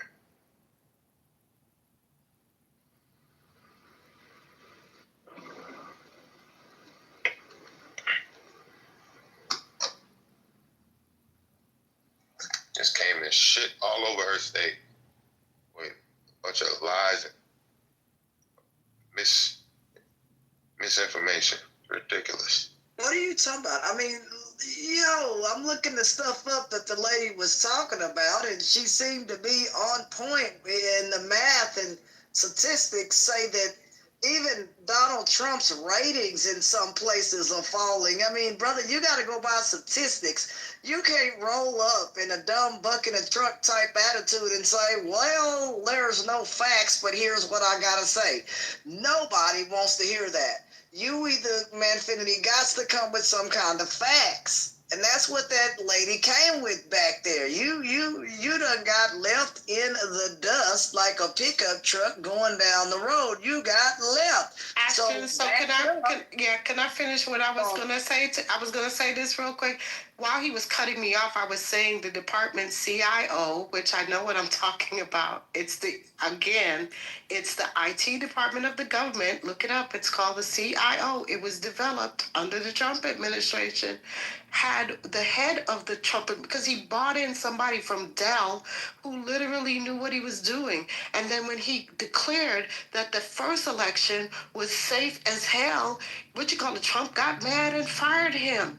So let's be clear. I know what I'm talking about. All this stuff is literally, you can Google it, duh, because y'all love friggin' Google, but you only Google what you want to Google. So again, I came with data, I came with facts.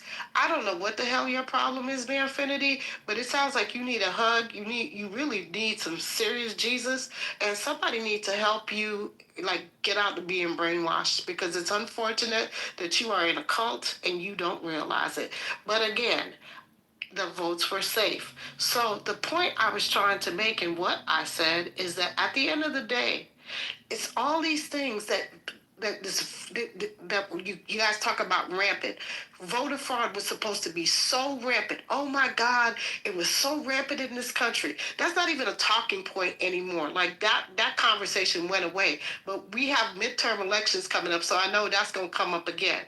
And guess what? They went back, they recounted ballots, in Michigan, they recounted ballots in Arizona, they recounted ballots in Georgia, and they found no rampant voter fraud. In fact, for the 3 people who they found actually committed fraud, guess what? They were all Republicans. They were all freaking Republicans. Y'all are fucking weird. But, Infinity, it's kind of, you kind of are sinking, and you got to find a way to make buoyancy with what you have, and that just doesn't work. The analogy will run smooth now. At the end of the day, brother, what Donald Trump does is it absolutely sucks, and it ain't helping your wallet. It ain't helping Walmart's wallet and all these other companies that are just crumbling sometimes under the weight of tariffs and have talked about it. It is just embarrassing, brother, if you cannot sit here and lean on the facts and not just what people think or what you think or what you watch on television or the old internet or whatever it is. You got to start healing and saying, this is now affecting my life because, and then go look at the effect or the facts related to that, whether that is higher taxes or whether that is tariffs in this case. That affects you too, right? You're not, you can't avoid that, right? But people now are speaking up about it. And if you're a Republican, which you are, Manfinity, I think this stuff is going to affect you. And so at the end of the day, that lady was right. And the numbers are really, especially with the markets and stuff in some places, that's affected as well, right? I mean, my God, you have some people still getting a 15% tariff over in Europe and places like that. Well, it's better than 30%, someone said in another room I was in. It doesn't matter. This stuff is unneeded mathematically. It adds a mathematical burden on people, about $3,855 on average per working person in America, just an extra $3,000. Do you think people, some folks, not everybody, has an extra $3,000 per year to throw at tariffs on everyday items that you use every day? How stupid do the Republicans sound? I'm sorry, brother. I was going to say something else. So, God help me out. Brother, it just sounds stupid as hell. Go back to your kitchen table and go do the math. And look at our GDP and all of that other kind of stuff related to it. And I suggest you to break it down into sectors, whether that's steel, aluminum, and other things that we produce, and then get back with me. That math right there should be through as an arrow if you do it right. If you can do that right, then you'll see that tariffs are going to hurt you across the board. Got it, brother? Can you do that assignment? Can you come back and tell me what steel is going to cost under tariffs? Can you tell me what aluminum is going to cost under these tariffs and your everyday products, and then tell me you're joyful about that? Can you do that for me, brother? Any Republicans in here? Can you do that kind of math for me and get back with me? Because a lot of that stuff I certainly can do, and I have done that by telling you the extra $3,000 something on average that each American would have to pay. That's some pretty good math. Infinity, find the assignment. I'm not happy. This is crap.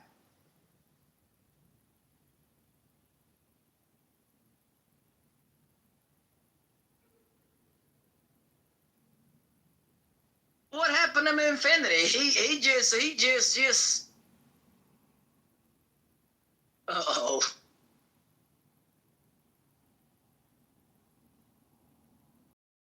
She's terrible.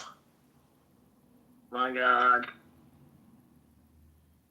Republicans have nothing to say at all about the horrible mess mathematically that the country is in and other countries because of tariffs. It's embarrassing.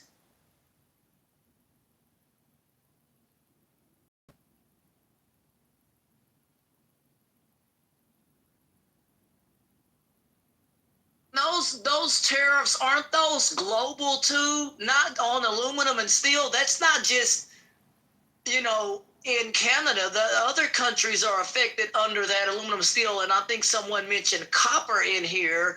The price of copper has jumped by a percentage. I wasn't able to catch that percentage, but if it's what is the price of copper right now, or if that's jumped? Someone told me that copper may be as much as gold in some places by price jump, but I don't know that because I'll have to go look all that up comparative. But if copper is going up by whatever percentage Donald Trump had said, even 15 to 20% is still not good for copper and steel. I just think it's bad.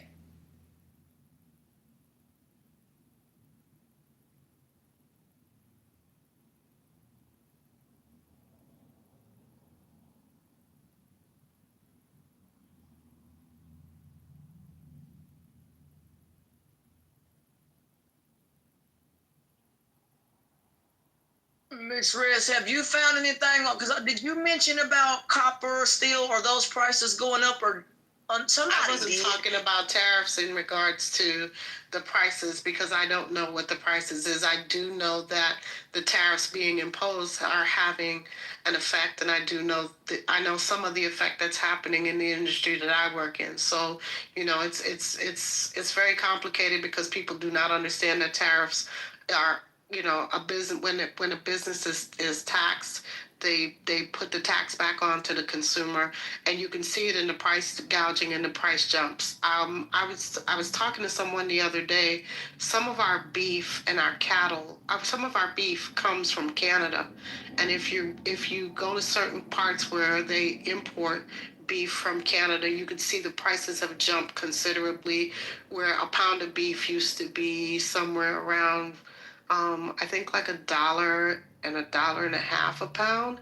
It's probably now almost to $3-4 a pound, which is crazy. Whoa! And we see that here in Texas, as some folks have had to sell off cattle, heads of cattle and stuff like that, and try to plump in those cattle up to, I know that's kind of old school sounding, but we're just going to have to roll with that. Plump those cattle up to get those cattle on down the market at the value market price or the market price on the auction floor. Some cattle can be auctioned off quickly. If not, some cattle are sent to other places.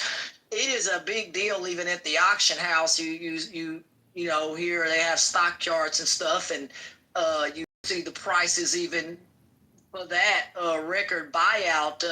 Folks will pay sometimes even at the stock shows and stuff will pay anywhere, a lot of money, $300,000, and some folks are greater.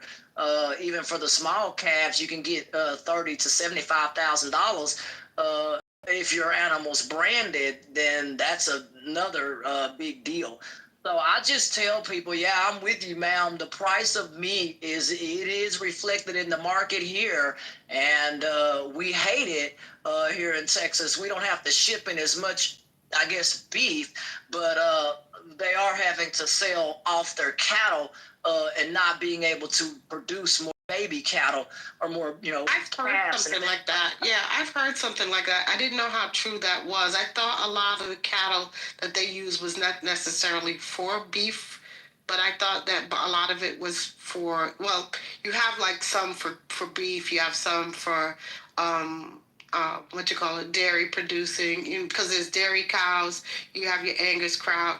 There's several different variations of cows. So each cow has different stuffs, but I have heard that people are having to sell off some of their cows. So Yes, in the auction floor, you go down there on that Saturday morning, you see that auction floor and those cows come down. They, those real fast numbers rumble off. Those numbers come on the big board, that big board, those numbers come down and boom, boom, bam, bam, they slam the gavel. If your number's called, you got the money, you get that cow right now. So that's another good way to get a cow. If you don't got a farm near you, well, I don't know where it was, whatever, I'm not sure. If you do not have a farm near you and you still need a cow, then you go on down to the auction yard and you can bid on a cow and they'll, you can get it, drive that on to your house. So yeah, wherever you live, or you can drive it to the butcher and they'll cut it for you and you put it in your deep freezer. So you still have the opportunity to get cattle, regardless, I think, of where you live, but the prices are still high even at the auction house, just due to the fact of demand and not enough being born. What Texas wants to do is supposedly create a breeding system. I don't know how to put that in there, but it's like a breeding system to have more cows if we can just keep producing. But there are some problems with that too. But that's what they're thinking, to try to maybe, I don't know, meet demand or do what they do with chickens. But cows aren't chickens, so having them all crammed into a barn or place, it just isn't going to work. So they've got to find other ways to get more cows to be born to meet the demand of the beef, so those prices hopefully can go down in that particular market. That's what I'm hoping here in Texas, that they can begin to produce more cattle and we see our prices go down. I don't know about other states or what other states are doing to kind of counter that, I'm not sure, but our state's trying to look into what we can do.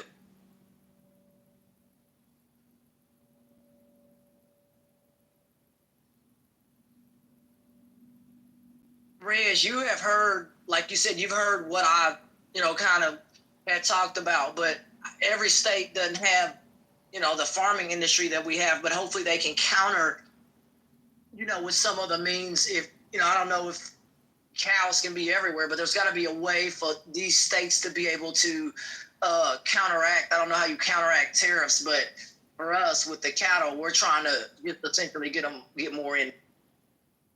Yeah, I don't know. I don't know what the solution is. Honestly, I don't, the agriculture space, I listen in to what's going on and I kind of, I empathize. There's a lot going on with agriculture right now. It's a mess right now, between half of the people not showing up. I could tell you, I just drove down from Sonoma, I want to say like 3 days ago, and there was nobody out there. Nobody out there. It's tough. People were scared to come to work because they're to be picked up. So there's a lot of fruit that's rotting on the trees, and yeah, we're gonna see the effects of those numbers probably in the next 2 to 3 months, when you start to see that even fruit prices start to go up. So yeah. Is there a way that any of that fruit, I know during the pandemic, what our church did, because a lot of stuff was so bad, they spent hundreds of thousands of dollars and asked the folks if, as much as we can put on the back of 4 18-wheelers, they had everything agriculture we need. Is this idiot who just said this? You are definitely stupid and you don't know what you're talking about. Agriculture is not better than ever, and robots cannot make it better, because robots cannot pick fruit the way that migrant. Y'all are friggin' weird as hell. Y'all just say anything.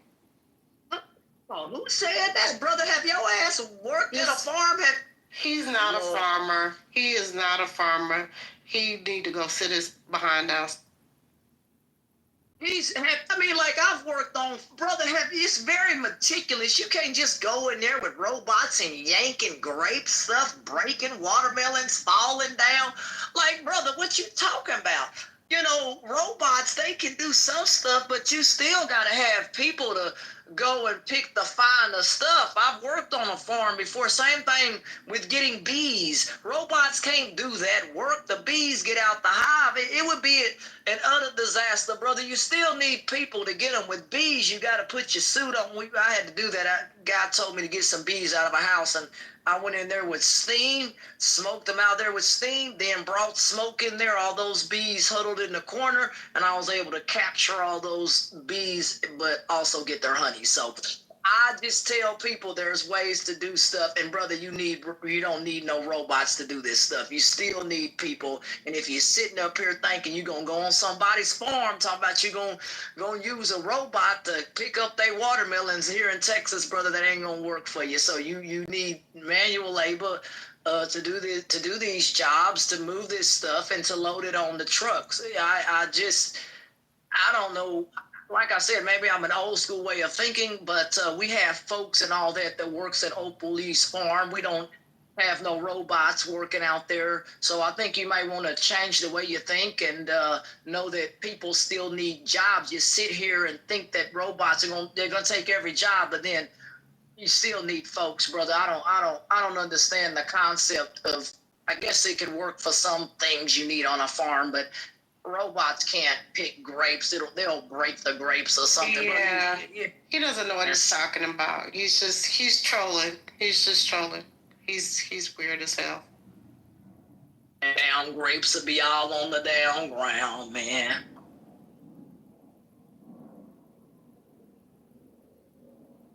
You may get away with an autonomous tractor or something. Fort Worth just opened up a multi-billion-dollar company to somehow build autonomous tractors. But even they said there is some skilled work that still needs people. So I don't know what that person's talking about. Maybe you should go try one of them autonomous tractors. That's probably as far as it's going to go. But you still need people to get behind that thing and pull them grapes and pick that stuff. So that's all I can tell you, dude. I done been on the farm, around equipment, John Deere and all that. There's people out there. So I was thinking the same thing, Juicy. What the hell is he talking about? That was the stupidest link that he said. See, they always trying to make their point, and then they make it with dumb, stupid stuff. What the hell does a drone have to do with picking damn grapes? Nothing. A drone is not going to pick grapes, weirdo. No, have you seen grapevines and you trying to fly something? Yes, ma'am. I have. So we're not talking about fertilizing the farm. Anybody could we're talking about picking fruit. I was very clear of what I said specifically. I never said nothing about fertilizing any ground. So don't try to now turn this around. Robots cannot pick fruit. The hell?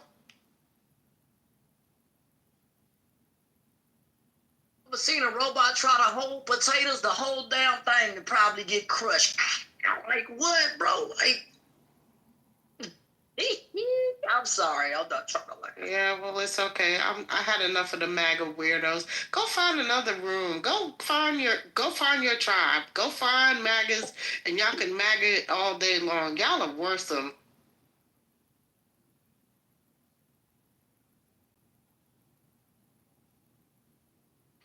When they come up and speak, I mean, like I said, maybe I'm old school and all that, and just don't. I'm nowhere near MAGA, honey. You got the wrong person.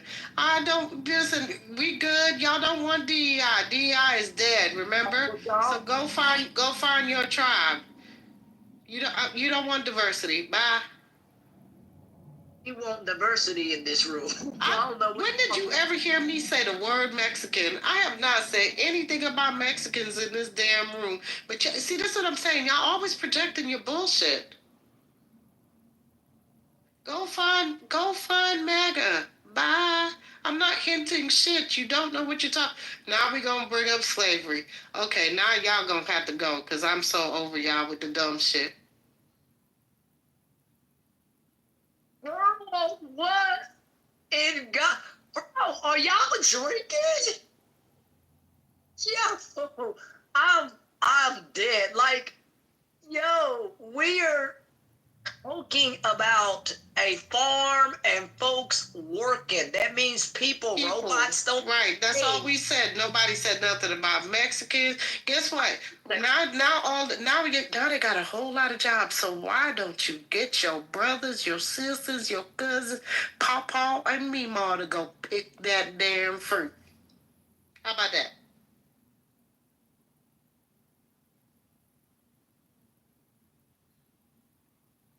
Girl, where did they come from?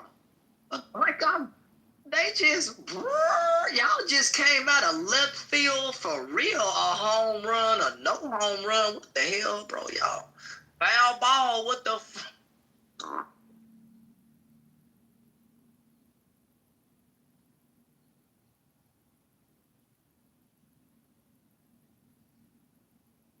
They say just.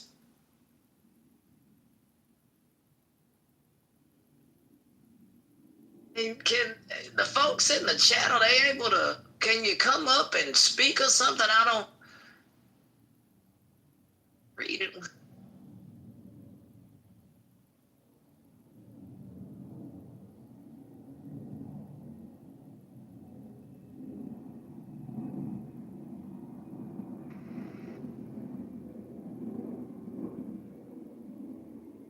Justly, 8 point. UBI. Huh? Somebody in the chat. This is a great idea. They said that in the chat. It's UBI is a great idea. You know what UBI is? That's what I was gonna ask. What is that a name of a company? That's what I was gonna ask. No, it's Universal Basic Income. UBI is Universal Basic Income. Oh, basic income. What index or what bank or what universal basic income? What is that going to? Is that something that helps everybody? Is that something that only helps a few people? No, universal. That's what universal means, right? Universal means, like, when you think of universal healthcare, that means it's for everybody. Okay. Universal basic income is an income for everybody. So you see how it's like Social Security is for only folks that are of retirement age. Universal basic income would give income to everybody. So the tax revenue, instead of it being, you could use the tax revenue to give everybody a basic income.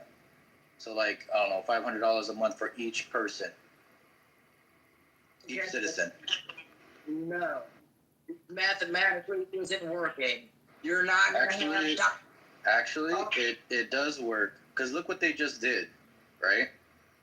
They just cut what, $4 trillion from the top, just giving them a tax cut, when they could have allocated that. And also, they also cut freaking Medicaid and all this other shit too. All of this money, right? Yeah, man, if they just funnel that. If they just there's a way to pay for it. There's a way to pay for it. I get the way to pay for it, but you're saying for lawyers and doctors and folks that make good money to go to this universal income system, and that ain't gonna work. If I like my 2,000 square foot of, hold on, or where I live at, big old place there, you telling me I got to downsize because you may give me just enough to make it, brother. I don't want just enough. I want to make as much as my talent or the market. We got to allow that to be the marketplace. It doesn't make you not able to do other things. It just gives everybody a basic income. You can opt out of it. And also the folks that are making a whole lot of money, like you're saying, like lawyers, doctors, whatever, they pay more in taxes than they would get from universal basic income.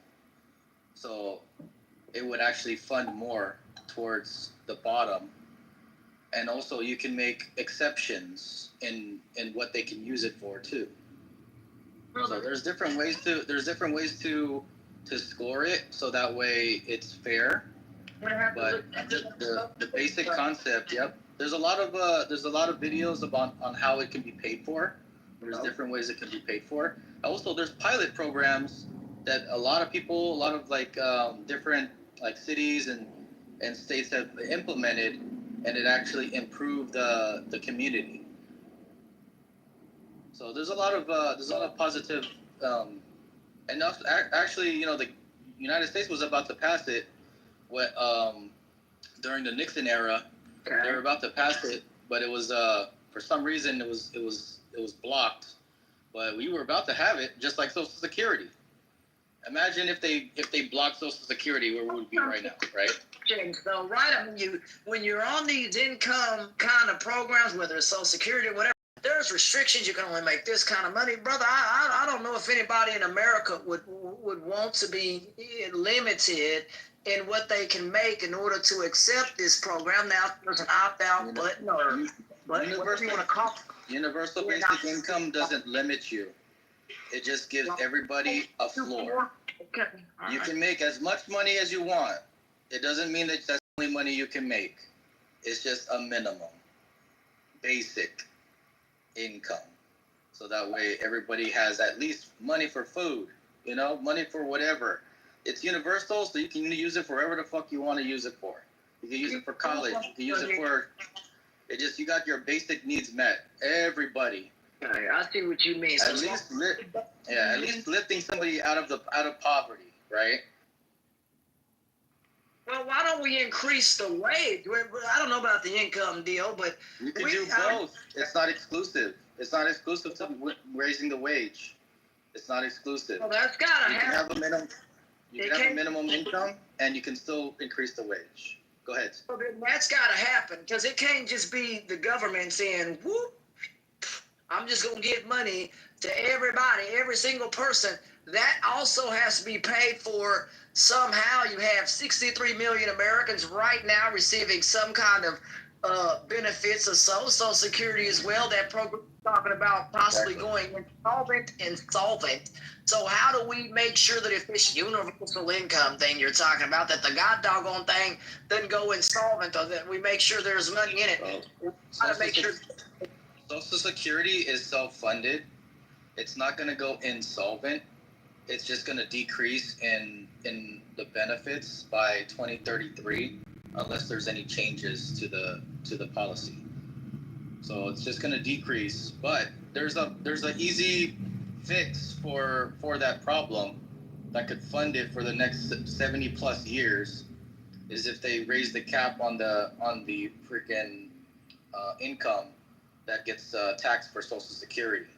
So that's an easy fix. They just don't want to do that shit because lobbyists and all this bullshit of people that don't want to vote for the people. So that's an easy fix. Check would go to because I like doing math. How much of a percentage would someone's their paycheck, would have to cover to eventually pay for this program? Let me propose something from a lot of research, a lot of research. As hell what he's talking about. Yeah.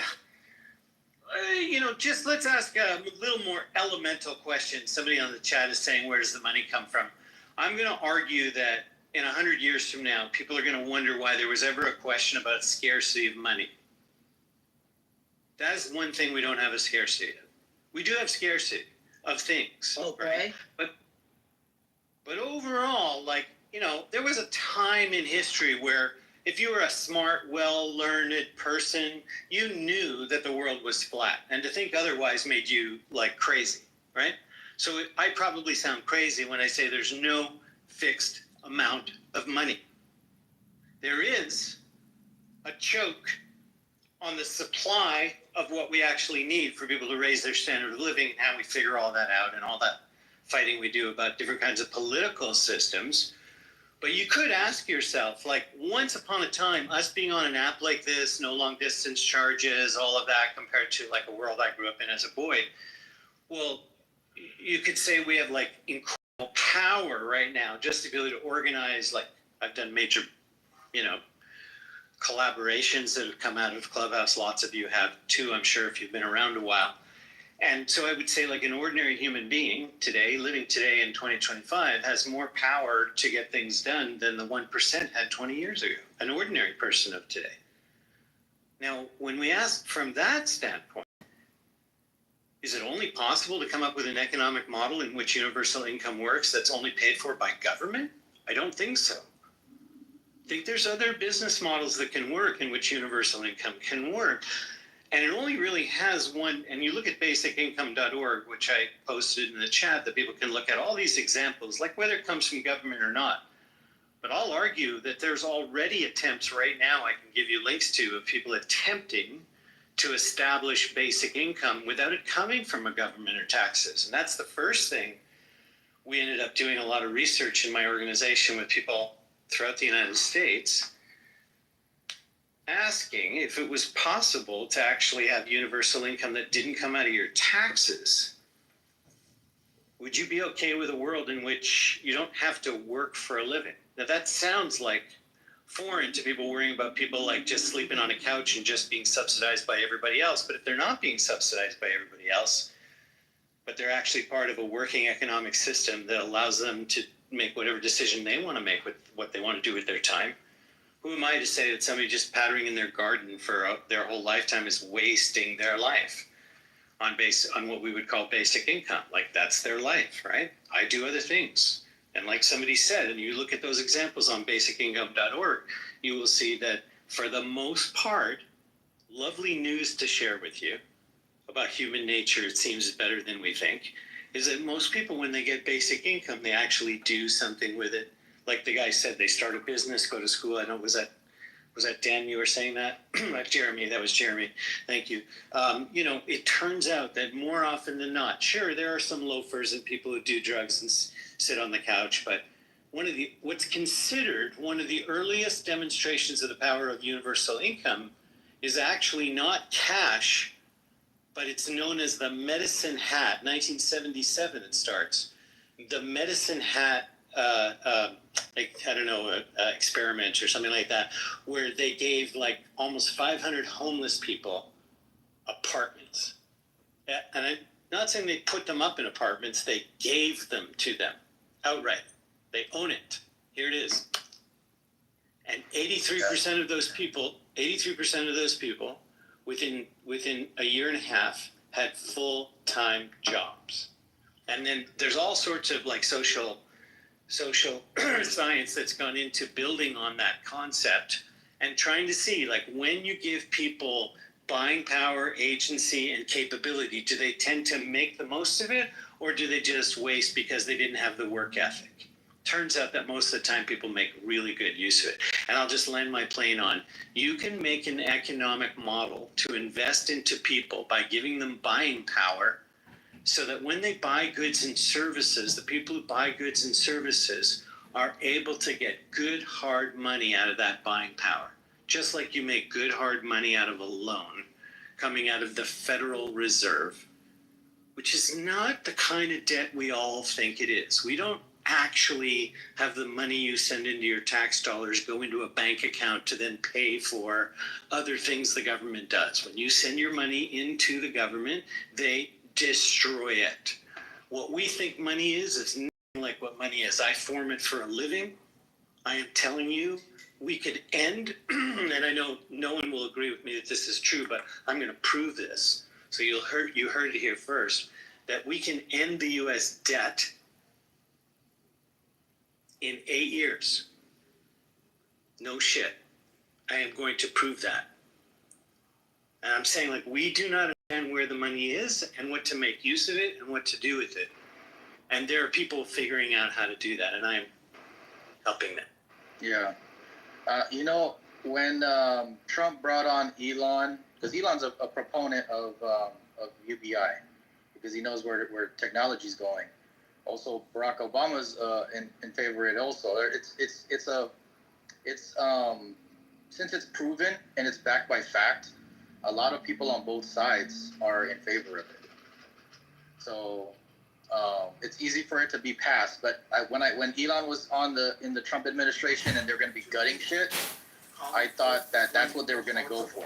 They're going to try to gut everything and implement UBI, and actually it would actually make Trump the most popular president in the history of the United States. Well, he did that. We'll see. But he fucked it up, right? Elon's no longer there. They didn't gut it enough, and they still gave these billionaires a tax break. They should have just kept that shit, like raise the taxes and implement UBI, and they would have saved all this fucking all these people. I'm very public on how much I agree with you. I'll simply say that we're going to make it out alive, so to speak. We're going to figure this out because the real wealth is in the real human beings, in the real economy, not in the monetary economy. And that's part of the issue. And I could explain what I'm about to say to a 5-year-old. I really think I could. There is a monetary economy and there's a real economy. And the monetary economy is much larger than the real economy. The monetary economy has oh, Jeremy just got a call. He needed to hear this. All right. I have a question while we're waiting for him to come back. That's all right. Let me finish this. Let me finish. This is a lot. So, you know, hold on, Alec. I'm just going to finish the thought I'm making and respond. There is a monetary economy and a real economy. The monetary economy is larger than the real economy. The monetary economy has zero tax on it. And the real economy has way too much tax on it. And if you change the tax from the real economy to the monetary economy, you can wipe out the debt in 8 years. Jeremy just came back, so I'll finish and then let it go to you, Al. Jeremy, what I just said is, let it go. Go ahead, Al. You got my proposition. Well, there's a lot of things I think that could suck the air out of the room. But one of the things that could probably back up what you were talking about earlier was the example of Finland with the Housing First initiative that they put in place that almost eliminated homelessness from their country, and really helped to solve problems that were the symptoms, the cause of the homelessness, you know, which are young, any kind of drugs or crime only, you know, or alcoholism. So the Housing First initiative basically put people in a home and then worked on those other factors, you know, and by removing that, you know, essentially what you were saying earlier, right? So it does work, and it's been tested in England, UK, you know, and several other places. But even in New York, they're starting to become more, it's growing more and more, I hear, that there's a housing first type of approach. I have been watching American politics since a long time. I've lived half my life in the States. I'm a Canadian, and I'm interested in helping end the U.S. debt, and I have reasons for that, but I won't go into that. But I was really, really shocked, I gotta tell you, that the whole proposal of the down payments and getting people to own their own businesses and all that didn't have more reception. And I wonder if she'd had more